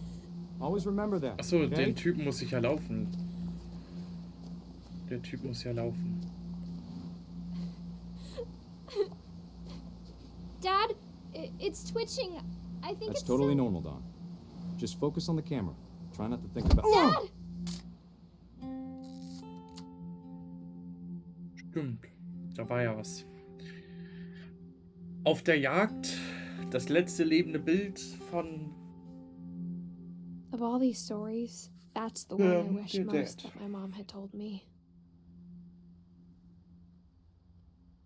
Stimmt, ja. Das war ja auf der Art und Weise. Eine Art und Weise, die, ne? Krass. Aber es wird hier nur angedeutet.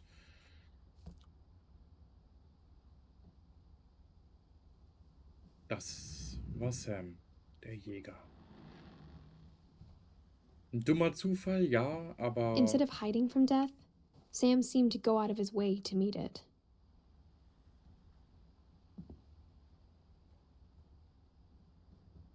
Ja. Schönes Zimmer. Schönes Zimmer und ja, toll dekoriert. Es ist ziemlich vieles, was hier sehr toll dekoriert ist.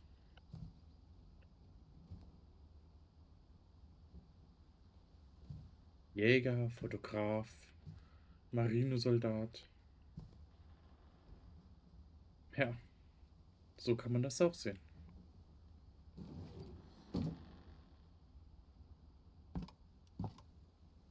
Und weiter geht's. Nein, nein, nein, nein, nein, nein, nein, nein, nein, nein, nein. Hier geht's lang. After Sam died, my mom and Edie got really close. They'd both lost a lot.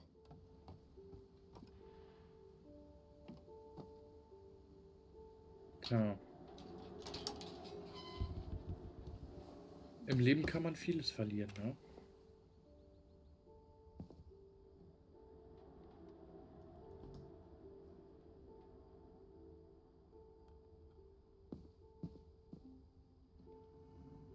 So wie auch bei Gregory, der tatsächlich nur 1 Jahr alt wurde.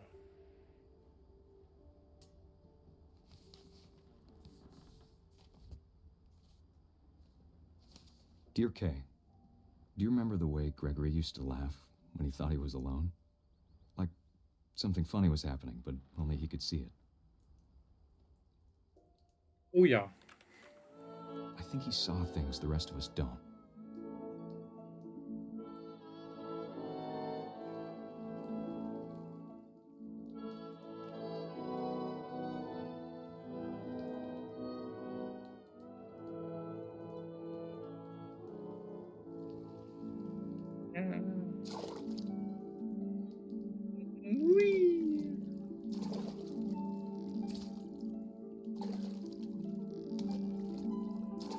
Bath time's over, Gregory. It's time to... Hold on, sweetie. Hello? Sam, I told you I don't want to talk right now. I wonder what he saw. What his world was like.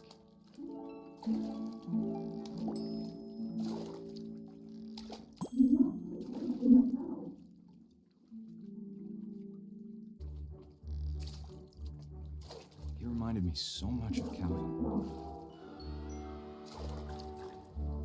Lost in his imagination. Whatever it was he saw.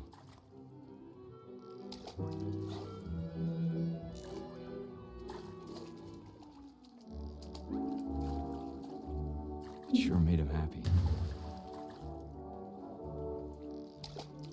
Ja.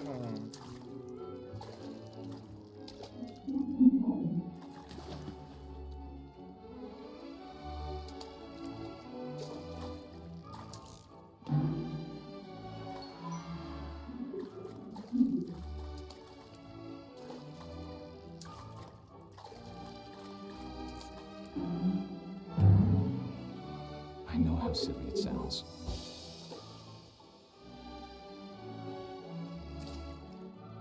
That I worried about a baby being too happy.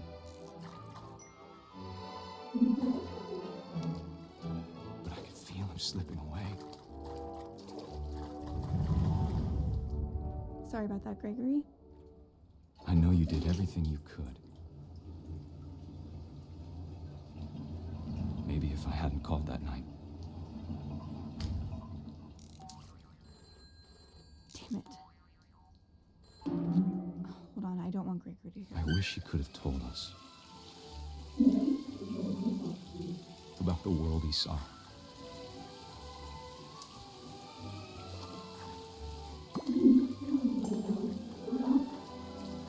Hey, there's so much I don't understand. Daran kann man sich wirklich vorstellen, an was er verstorben ist.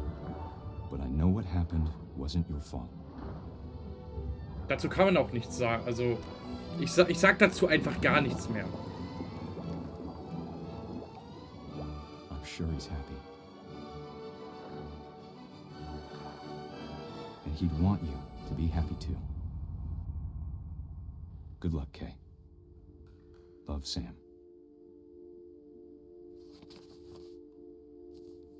Ja. Selten ein Spiel erlebt, was so passiv-aggressiv über Tote berichten kann. Ja. Aber ich habe jemanden ausgelassen. Mir fehlt Eddie. Oder Edi. Von 1917 bis 2010. Ich glaube, ich habe jemanden übersehen.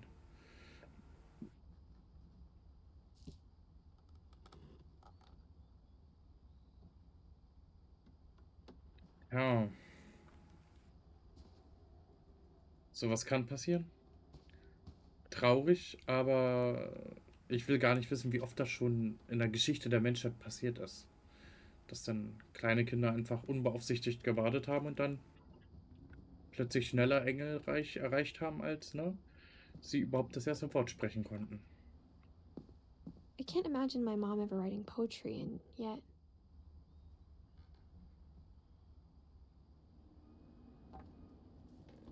A poem for Gus, who always said the wedding was a bad idea. Our father never hit us kids, at least not very hard, before the day my brother said with teenage disregard that he'd be dead before he'd see a wedding in our yard.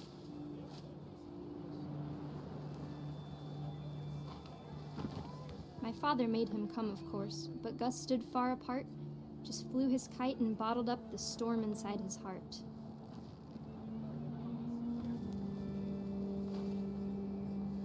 I tried to talk him out of it, but though he'd never met her, "We don't need a stepmom," were the words that I remembered. Ja.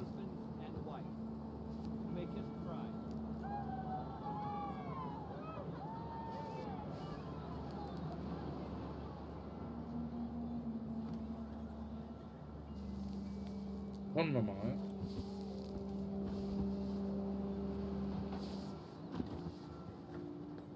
Ach ja, an der Seite war's, genau. When the time for photos came, Dad ordered him to come here. But Gus declined and as a sign held up his middle finger.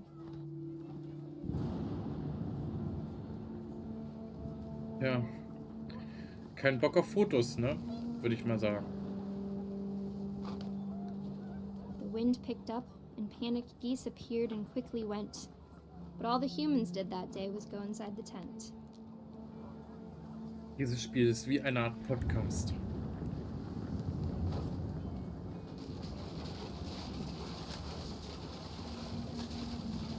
The rain came down in buckets then, but no one seemed afraid that nature might destroy the tent our dad had crudely made.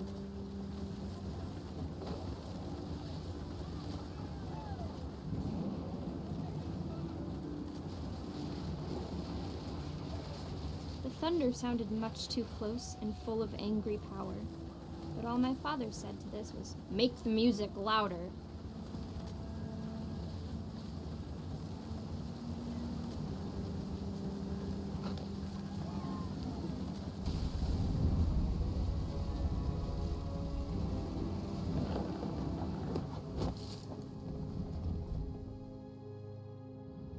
I wish that I could truly say I thought about you on that day. Out there on the beach alone, just you, the wind, the sea, and foam. But I didn't. Until we found you.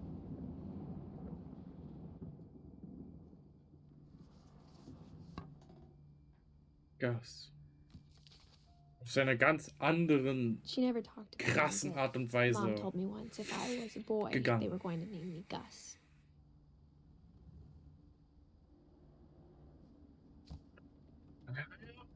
Muss man auch erstmal, ne? Ein Spiel durch und durch, was auf wirklich eine echt krasse Art und Weise sagt, so, ja, so und so sind die gestorben, ne? My mom moved up to the loft after her brothers died. At the time, it was as far away as she could get. Nach so vielen Toten hätte ich wahrscheinlich das Haus verlassen irgendwann und keinen Bock mehr gehabt, in diesem Haus zu leben. Hätte einfach alles verriegelt und verrammelt und wäre gegangen. Ausgezogen. Religion was another thing my mom never talked about, but I think it helped her a lot after her dad died. Für manchen ist es hilfreich. Für manche andere uninteressant. Thema Religion, ne? Dawn und Son, ja.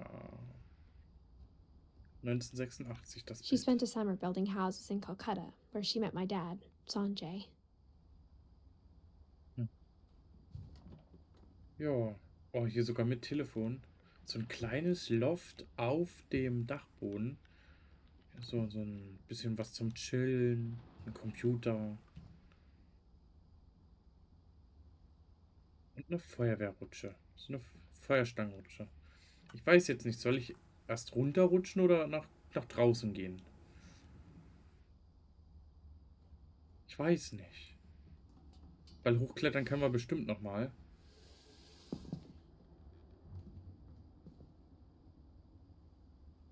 Ich weiß ja nicht, was es jetzt gebracht hat. Ich glaube, das hat gar nichts gebracht, außer dass man hier nochmal sich unten umschauen kann.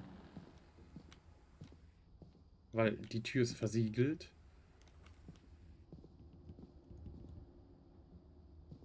Ja. Fluchtplan. Eine Uhr, die irgendwann mal so vor 9:30 stehen geblieben ist. Und dann können wir jetzt nochmal sehen, wie wir klettern. Guckt euch meine Kletterkünste an.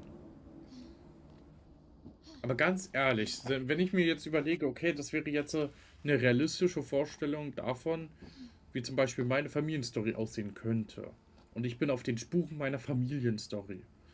Würde ich mir wahrscheinlich die alten Häuser, die alten Wohnungen, die alten Aufzeichnungen, Bilder und was weiß ich auch anschauen wollen, um zu wissen, was ist denn damals, entweder noch vor meiner Geburt oder noch während ich ganz klein war, so alles Phase gewesen. Was ist so passiert? Was gab's alles? Ich hätte es My mir mom moved to reingezogen. India a week after graduation and got a job teaching English. Louis was born a year later. Lewis. Jetzt sind wir bei Lewis. When my dad died, I don't think Mom knew where else to go. Dawn. I'm sure Edie was happy to have her back. Lewis. Milton. Edith.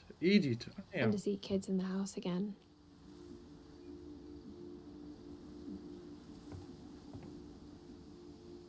Ja. The house had to get a little bigger, but Edie was used to that. Hausvergrößerung. Wurde ja immer und immer wieder gemacht.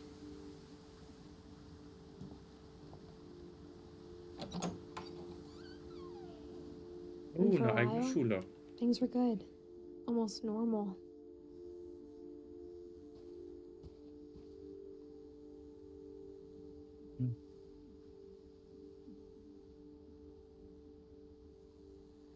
Aber hey, eine eigene Schule. In einem eigenen Haus direkt eine Schule drin. Das ist doch super.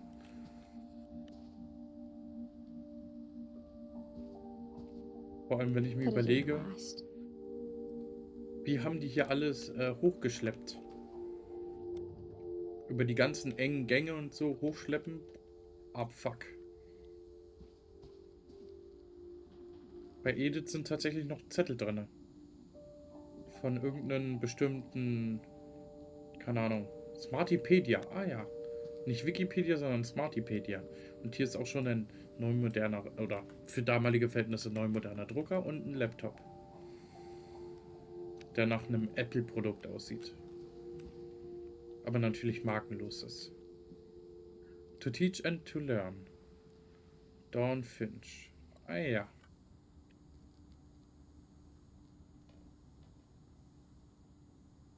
Tja.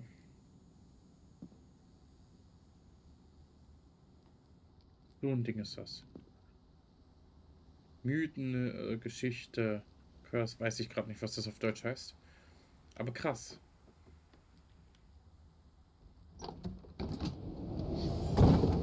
The beginning of the end was Milton's 10th birthday, when Edie gave him a castle. Einfach ein Schloss gebaut. So muss das. Das ist echt eine sehr fantastische Idee, ganz oben auf dem Haus einfach eine Art Krone drauf zu setzen. Einfach ein Schlossturm.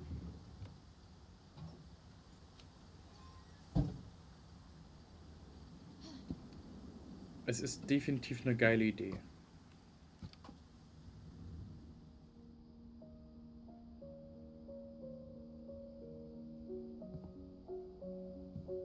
Und hier sieht man auch noch, dass hier so ein bisschen was in Arbeit war. Also, dass der Turm vielleicht noch gar nicht so zu 100% fertig war. Oder zumindest die Tür. Und Apoc Jam, ja moin moin, was geht, was geht? Ich bin ein bisschen am Story Games ballern und so, ne?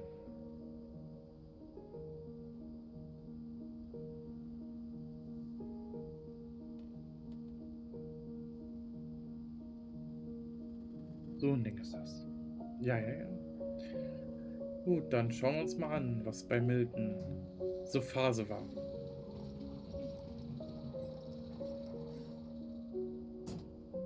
Milton. Sein eigenes Observatorium, wenn man das mal so sehen möchte hier, wegen Sterne gucken. Seine eigene Glaskuppel.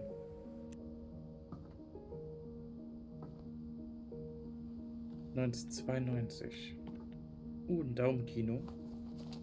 Dann schauen wir mal. Der Milton Finch Zauberpinsel. in The Magic Paintbrush. Schauen wir mal.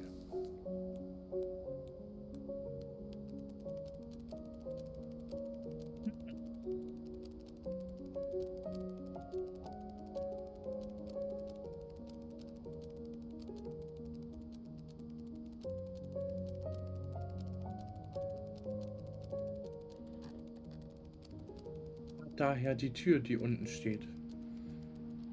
Weil er die für sein Daumenkino gebahnt hat. Für seine fantastischen Reisen. Eine blühende Fantasie. Und großartig, kann man sagen. I was 4 when Milton disappeared. Er ist nur verschwunden. Ist gar nicht gestorben. Okay. Ja. Keine Ahnung, wo der wohl hin ist. Aber scheint so, dass er ja nicht mehr zurückgekommen ist.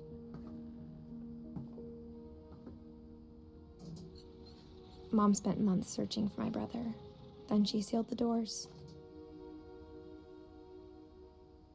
Ja. Wenn jeder Erfolg Whatever erfolglos Milton had bleibt. found in the house, Mom didn't want it getting out.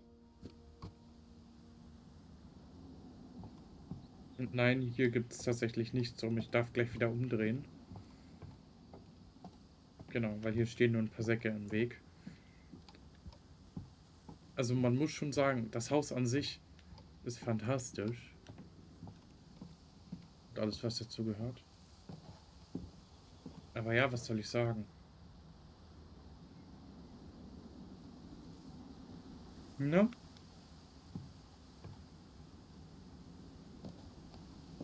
Mom definitely blamed Edie, but I think Louis blamed himself. Dann kommen wir jetzt tatsächlich nur noch zu Lewis. After he graduated, he just spent more and more time in his room. Until Mom got him a job at the cannery. Ja. Ich habe tatsächlich einen Eddie noch offen. Weiß ich aber nicht. Eigentlich müsste der ja... Also wir gehen jetzt zu Lewis. Und Eddie ist noch offen. Ich glaube, ich habe den übersehen. Muss ich mir ehrlich gestehen. Es tut mir leid, wenn ich da irgendwas übersehen habe. Ja. Lewis. Hier ging es tatsächlich hoch und dann da direkt zu seinem Haus. Wir müssen uns anderweitig einen Weg verschaffen, um in seine Butze zu kommen. Wo ich mir immer noch überlege, wie kommt hier oben bitte ein Boot hin? Und vor allem warum? Wie und warum? Also wenn man das Spiel jemals verfilmt, tatsächlich, oder verfilmen sollte, würde ich mir anschauen. Es wäre bestimmt interessant. Louis's room smelled very, very familiar. That part of him lived on. So. Und jetzt sind wir schon in einem neueren Teil der Geschichte, denn hier gibt es nämlich schon eine Art Playstation. Louis and I spent a lot of time playing games together, but he was surprisingly bad at them. He died a lot.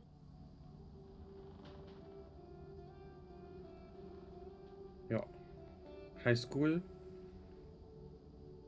Diplom. Und einen riesigen Flatscreen. San Yuan Allee.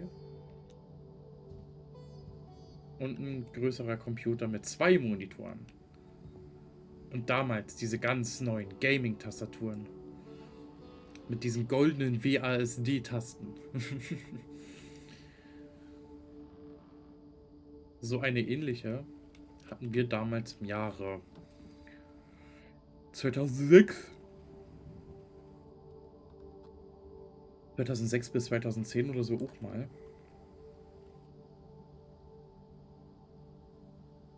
Ja. Computer. Lewis Finch, Locker Contents. Schauen wir mal. Ein Brief. Mit der Adresse. Sehr geehrte Dear Mrs. Mr. Finch, as Lewis's psychiatrist, I can understand your desire for an explanation. As I see it, the trouble began in January, shortly after we convinced your son to seek treatment for substance abuse. Newly sober, I believe Lewis first noticed the monotony of his daily life.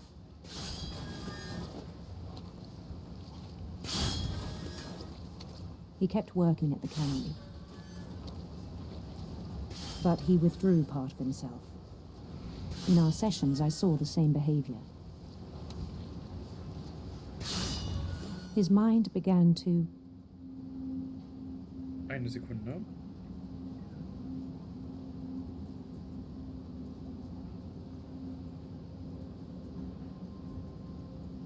wander. I asked him to describe it. He said he started small, imagining a labyrinth. He'd feel his way about. Then something moved. Bats. Fledermäuse. And toads.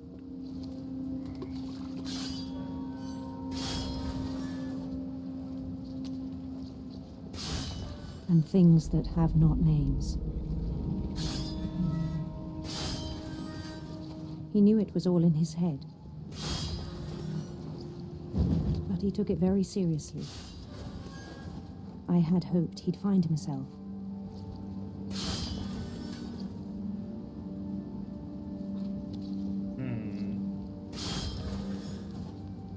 But he found something more. I worried about him then. Daydreaming at the cannery. I spoke with his boss. But he said Lewis had become a model employee. Methodical, tireless, focused. Like a whole new Lewis. Ganz neuer Lewis. So I let him go on. Er war bestimmt in seiner eigenen Fantasiewelt. I even encouraged him.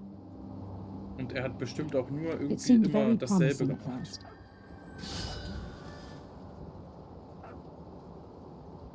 He told me he'd made a new friend.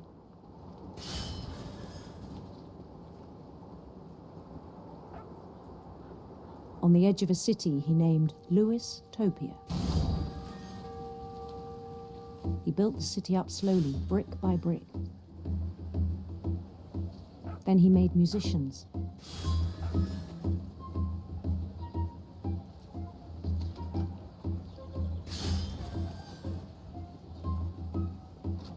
And songs for them to play.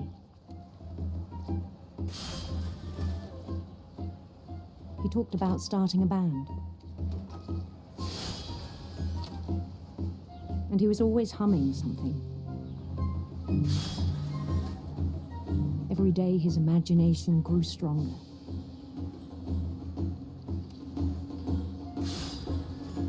He no longer spoke at the cannery. But his chopping was as reliable as ever. Then one day it struck him that all the cheering crowds, even the stones under his feet, were all in his imagination, so he could do whatever he wished.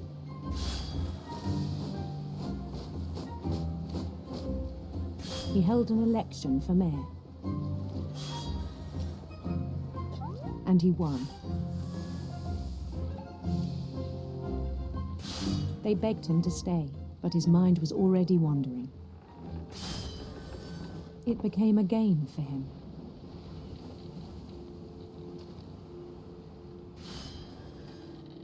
He'd conquer a city, then immediately push on. Yay! Stadt erobern! New Louisville. Naja, so ist das, ne? Mit der Fantasie. St. Louis. He started drifting away from our reality. Ich weiß gar nicht, wie die Krankheit noch, das Krankheitsbild nochmal heißt, wenn man die Realität verliert. Also Realitätsverlust hat. Until one day he forgot to go home from the cannery. Even as his mother pleaded with him, part of Lewis kept sailing on.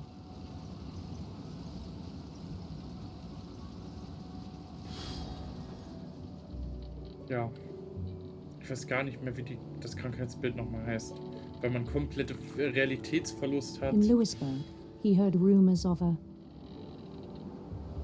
Ja. handsome queen.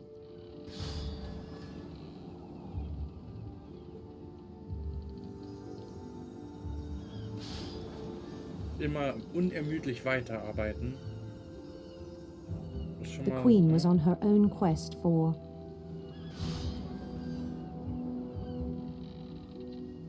Ach komm, wir gehen mal auf leuchtende Radiant Regenbögen, ne? rainbows.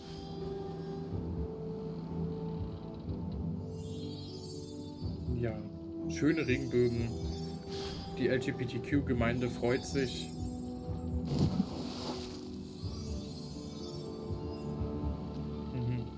He followed the sound of her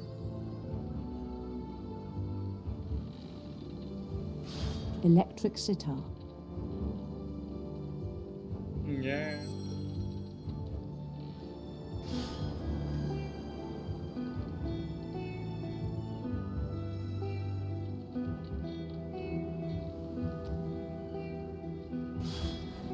His chase led him to a golden palace east of the sun and west of the moon. Die Story ist schon Even interessant. then, his logic remained sound. He knew the world was all in his imagination.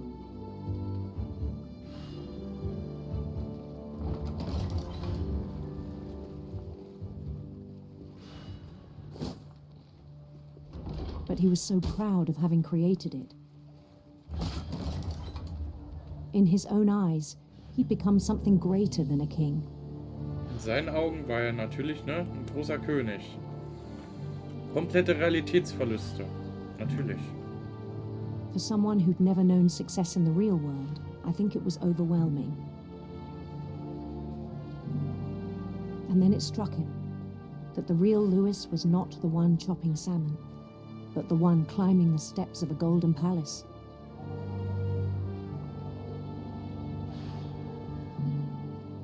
Lachse. My imagination is as real as my body, he told me. It was hard to argue with him. Ja. So ist das. Völlig in der Arbeit verrannt.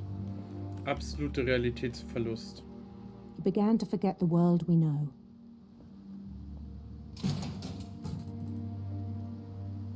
Komplett raus aus dem Ganzen. I think it Komplett nur noch pained in him der to remember Arbeit. Lewis, the cannery worker. Komplett in der Arbeit versunken. Unermüdlich. Ja. Sich quasi auf gut Deutsch zu Tode arbeiten. He began to despise the man with a royal contempt.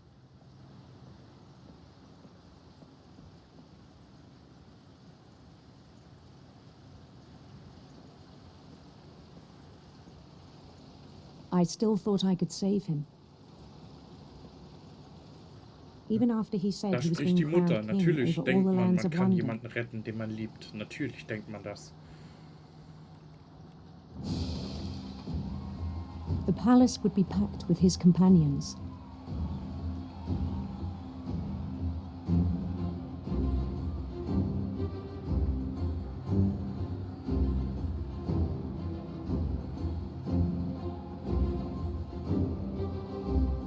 Including the wise Calico who'd insisted on advising Er him. hätte den Song einfach mal droppen müssen, den er sich so ausgedacht hatte.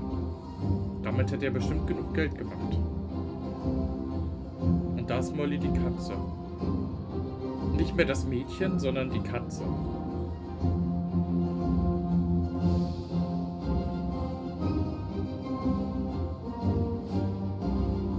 Aber hey, wer hat sich das als Kind nicht vorgestellt, dass man König, Königin oder His Herrscher oder queen Herrscherin waited, war? holding his crown.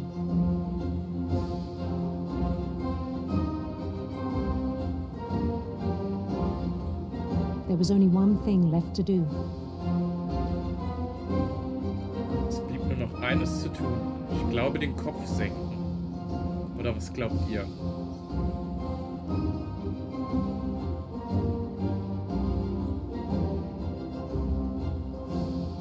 Bend down his head. Seinen Kopf neigen.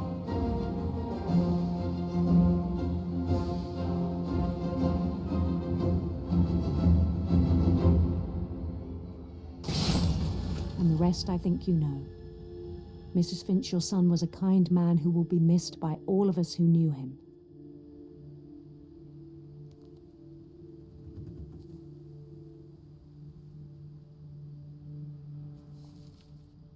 Ja, My brother was really cool. so ein Ding. I wish you could have met him.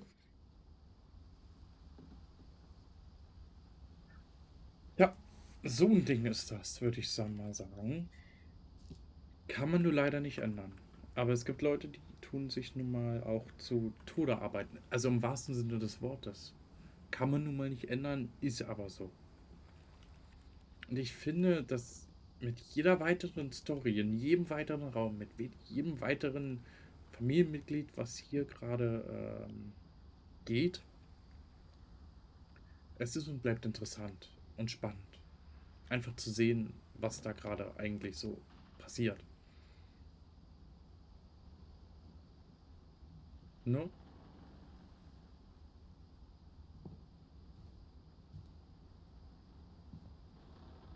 Ich finde, es ist und bleibt ein wunderschönes Spiel. Also auch gerne einfach mal ein Like da lassen, denn für YouTube kostenloses Abo an der Stelle, ne? Ja, dann gucken wir mal, ob wir hier die letzte Story noch kriegen oder was jetzt nur mit Eddie war. On the way back from Lewis's funeral, my mom told me to start packing.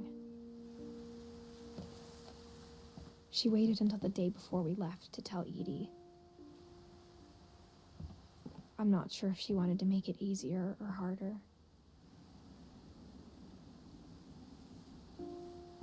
Was wäre denen noch geblieben, dort zu bleiben? Was wäre noch geblieben? I wish we'd stayed. Was wäre geblieben, wenn man geblieben wäre? Was wäre da noch gewesen? But I understand why we left. Und das hier sieht nach dem Kinderzimmer von Edith aus. Ja, also selbst. Mit eigener kleinen Küche, Wasseraufbereiter.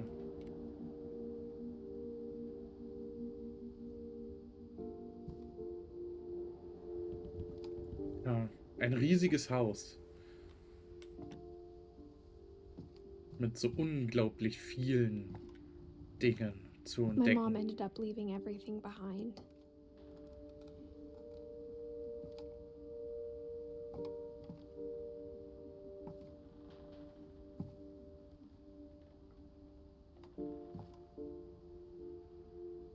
Ja.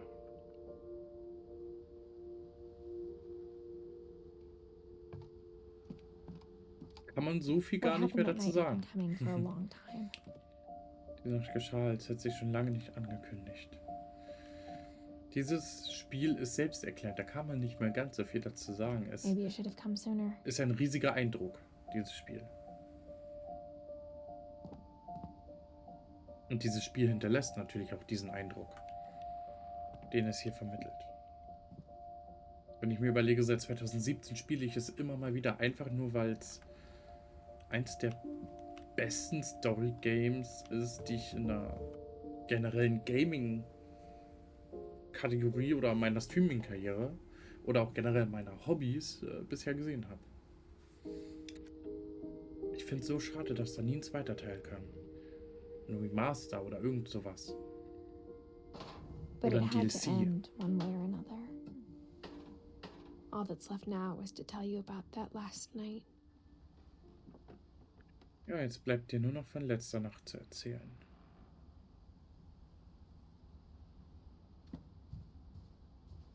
Edith. Also es ist echt cozy, hier einfach in der Dachträge so einen Schlafplatz zu haben. Echt cool. Und wenn der Regen aufs Dach prasst, bestimmt mega interessant und entspannend. Schauen wir mal.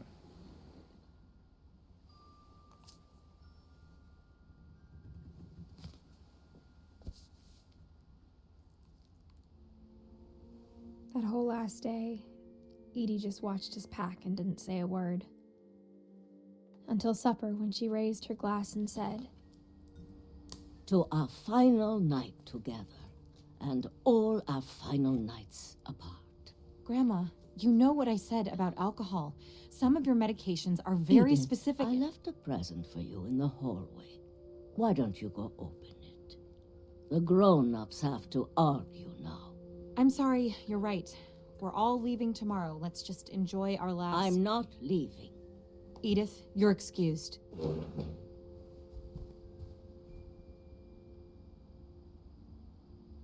Ja. The Alte power had Schiffe been shut off versetzt man that nicht. morning, but Edie always had plenty of candles. When my mom sailed the library, I don't think she knew about the other entrance. Or that Edie had a key to it.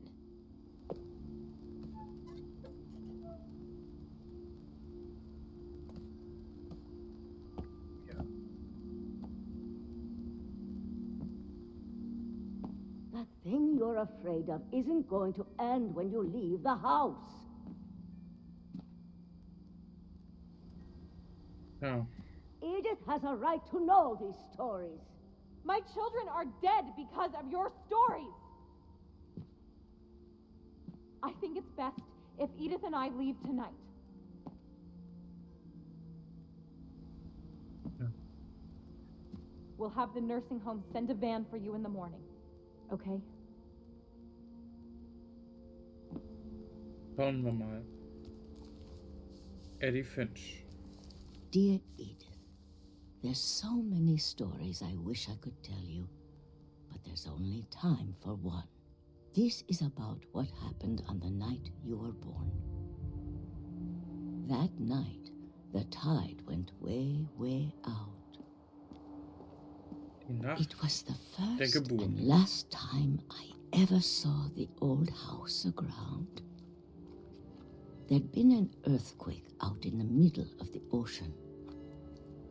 They called it the lowest tide in 1,000 years. God, it smelled awful. You know, I've seen that house every day of my life. So kann man das Haus dann auch nochmal sehen, wenn sich das Meer zurückzieht. But I never thought I'd go back to it. When the fog rolled in, I lost my way.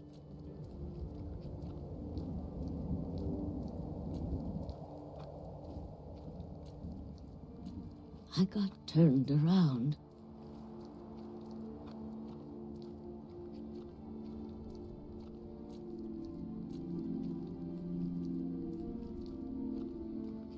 For a while, I wandered.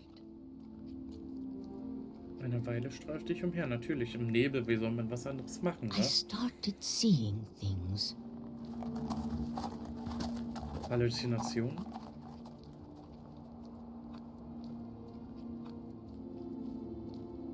Things I'd forgotten had ever existed. Ja, existenzielle Dinge, ne? But when I saw them, they felt like old friends. That night, a lot of things came back to me. Or maybe I came back to them. So kann man wenigstens noch ein bisschen was erleben, wenn man schon mal sieht, okay, das Meer geht zurück und man kann sehen. Things I can't explain, but that I need you to try and... Edith, what are you doing in here? It's mine. Edith! Mom, you're gonna rip it! Let go! Nein, nicht nur, I nein. kicked and screamed, but Mom dragged me to the car and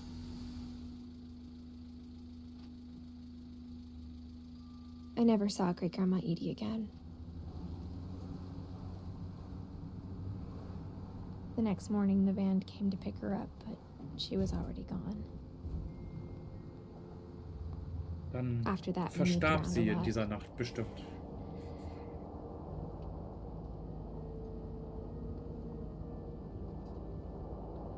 We both tried to make the best of it.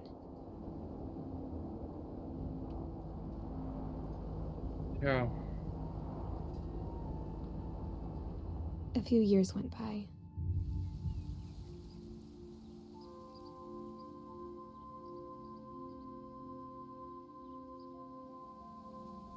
My mom didn't like to talk about it,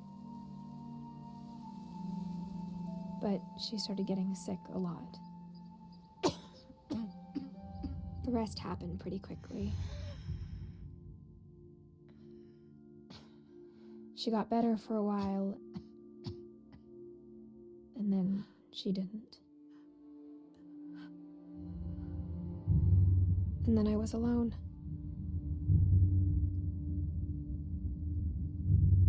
The last Finch left alive.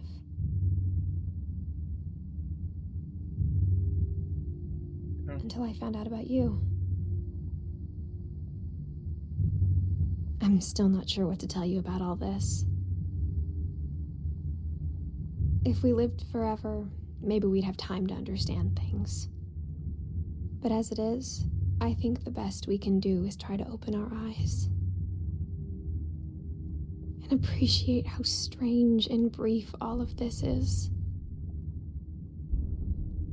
This journal was supposed to be for you. But now I hope you'll never see it. Für das Kind von Edith Finch natürlich. Für I die, die just das wanna jetzt meet nicht you gerade verstehen. and tell you all these stories myself. But I guess if you're reading this now, Aber wenn du das hier liest, nehme things ich didn't mal work out that way. an, dass die Dinge anders gekommen sind. Natürlich.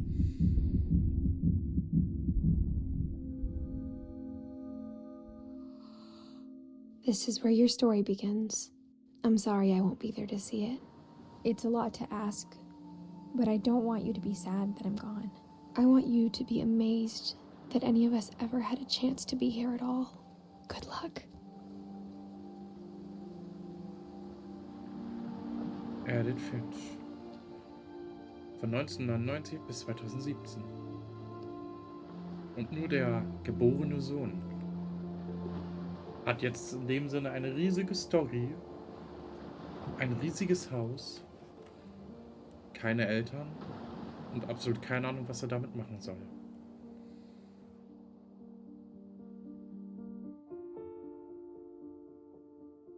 Es gibt die ein oder anderen in echt, ne, angehauchten Dinge und die Bilder sind von den Leuten, die das Spiel mitprogrammiert haben.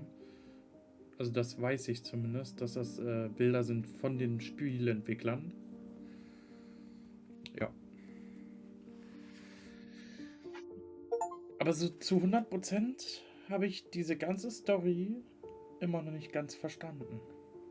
Oder was der Sinn dahinter war. Aber ich finde es immer wieder interessant, dieses Spiel zu spielen und zu sehen, was so auch ältere Spiele und Storygames vor allem drauf haben. Und dass sich gewisse Storygames auch nicht einfach nur verstecken brauchen. Also es gibt so viele Games, die sind so großartig und es ist dann schade, dass die dann halt nicht dementsprechend gelobt werden. Also bin ich immer dafür für solche Storygames.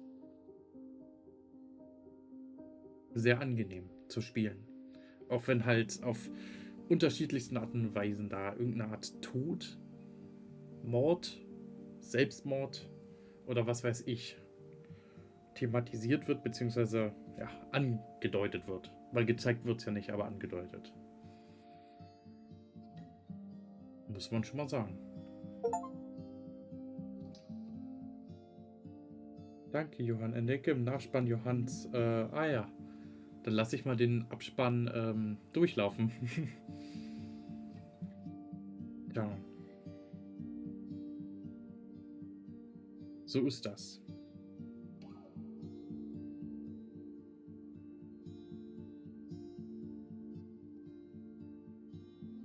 Krass das Ganze, oder?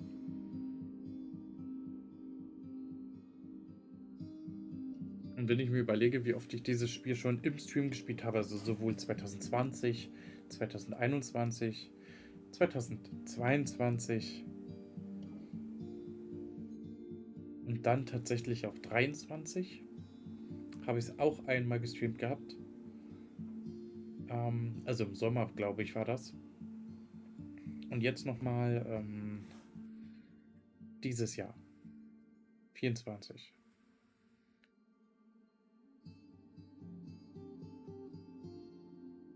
Ja. So ist es.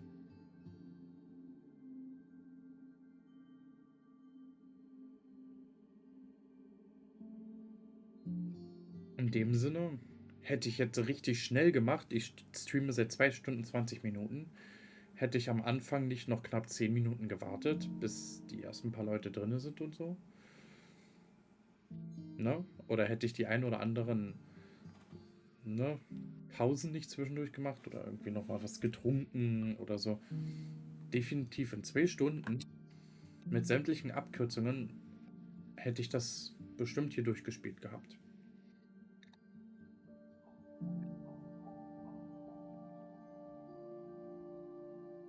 Ja.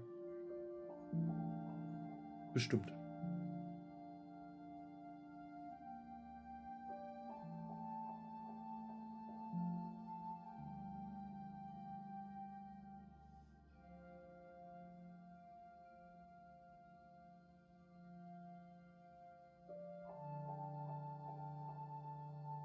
Ja. 2012 bis 2017, das Edith Finch Team. Ah ja. The End. Muss ich einfach sagen, es ist und bleibt ein wunderschönes Spiel und ich bin froh darüber. Die Option Geschichte wiederholen steht jetzt zur Verfügung. Wähle Edit, um von Anfang an zu spielen.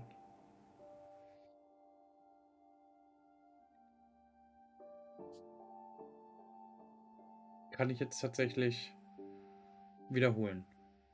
Mehr dazu gibt es leider nicht zu diesem Spiel. Also, ich kann halt die Geschichte wiederholen. Und mehr nicht. Es gibt keine Extras und ähnliches. Gibt's nicht. Also, schade, aber hätte ich jetzt hier jemanden ausgelassen, hätte ich jetzt nochmal die Geschichte wiederholen können.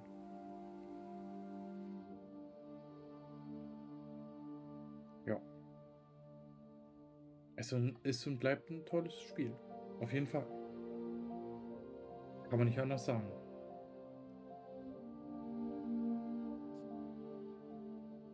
So ein Ding ist das.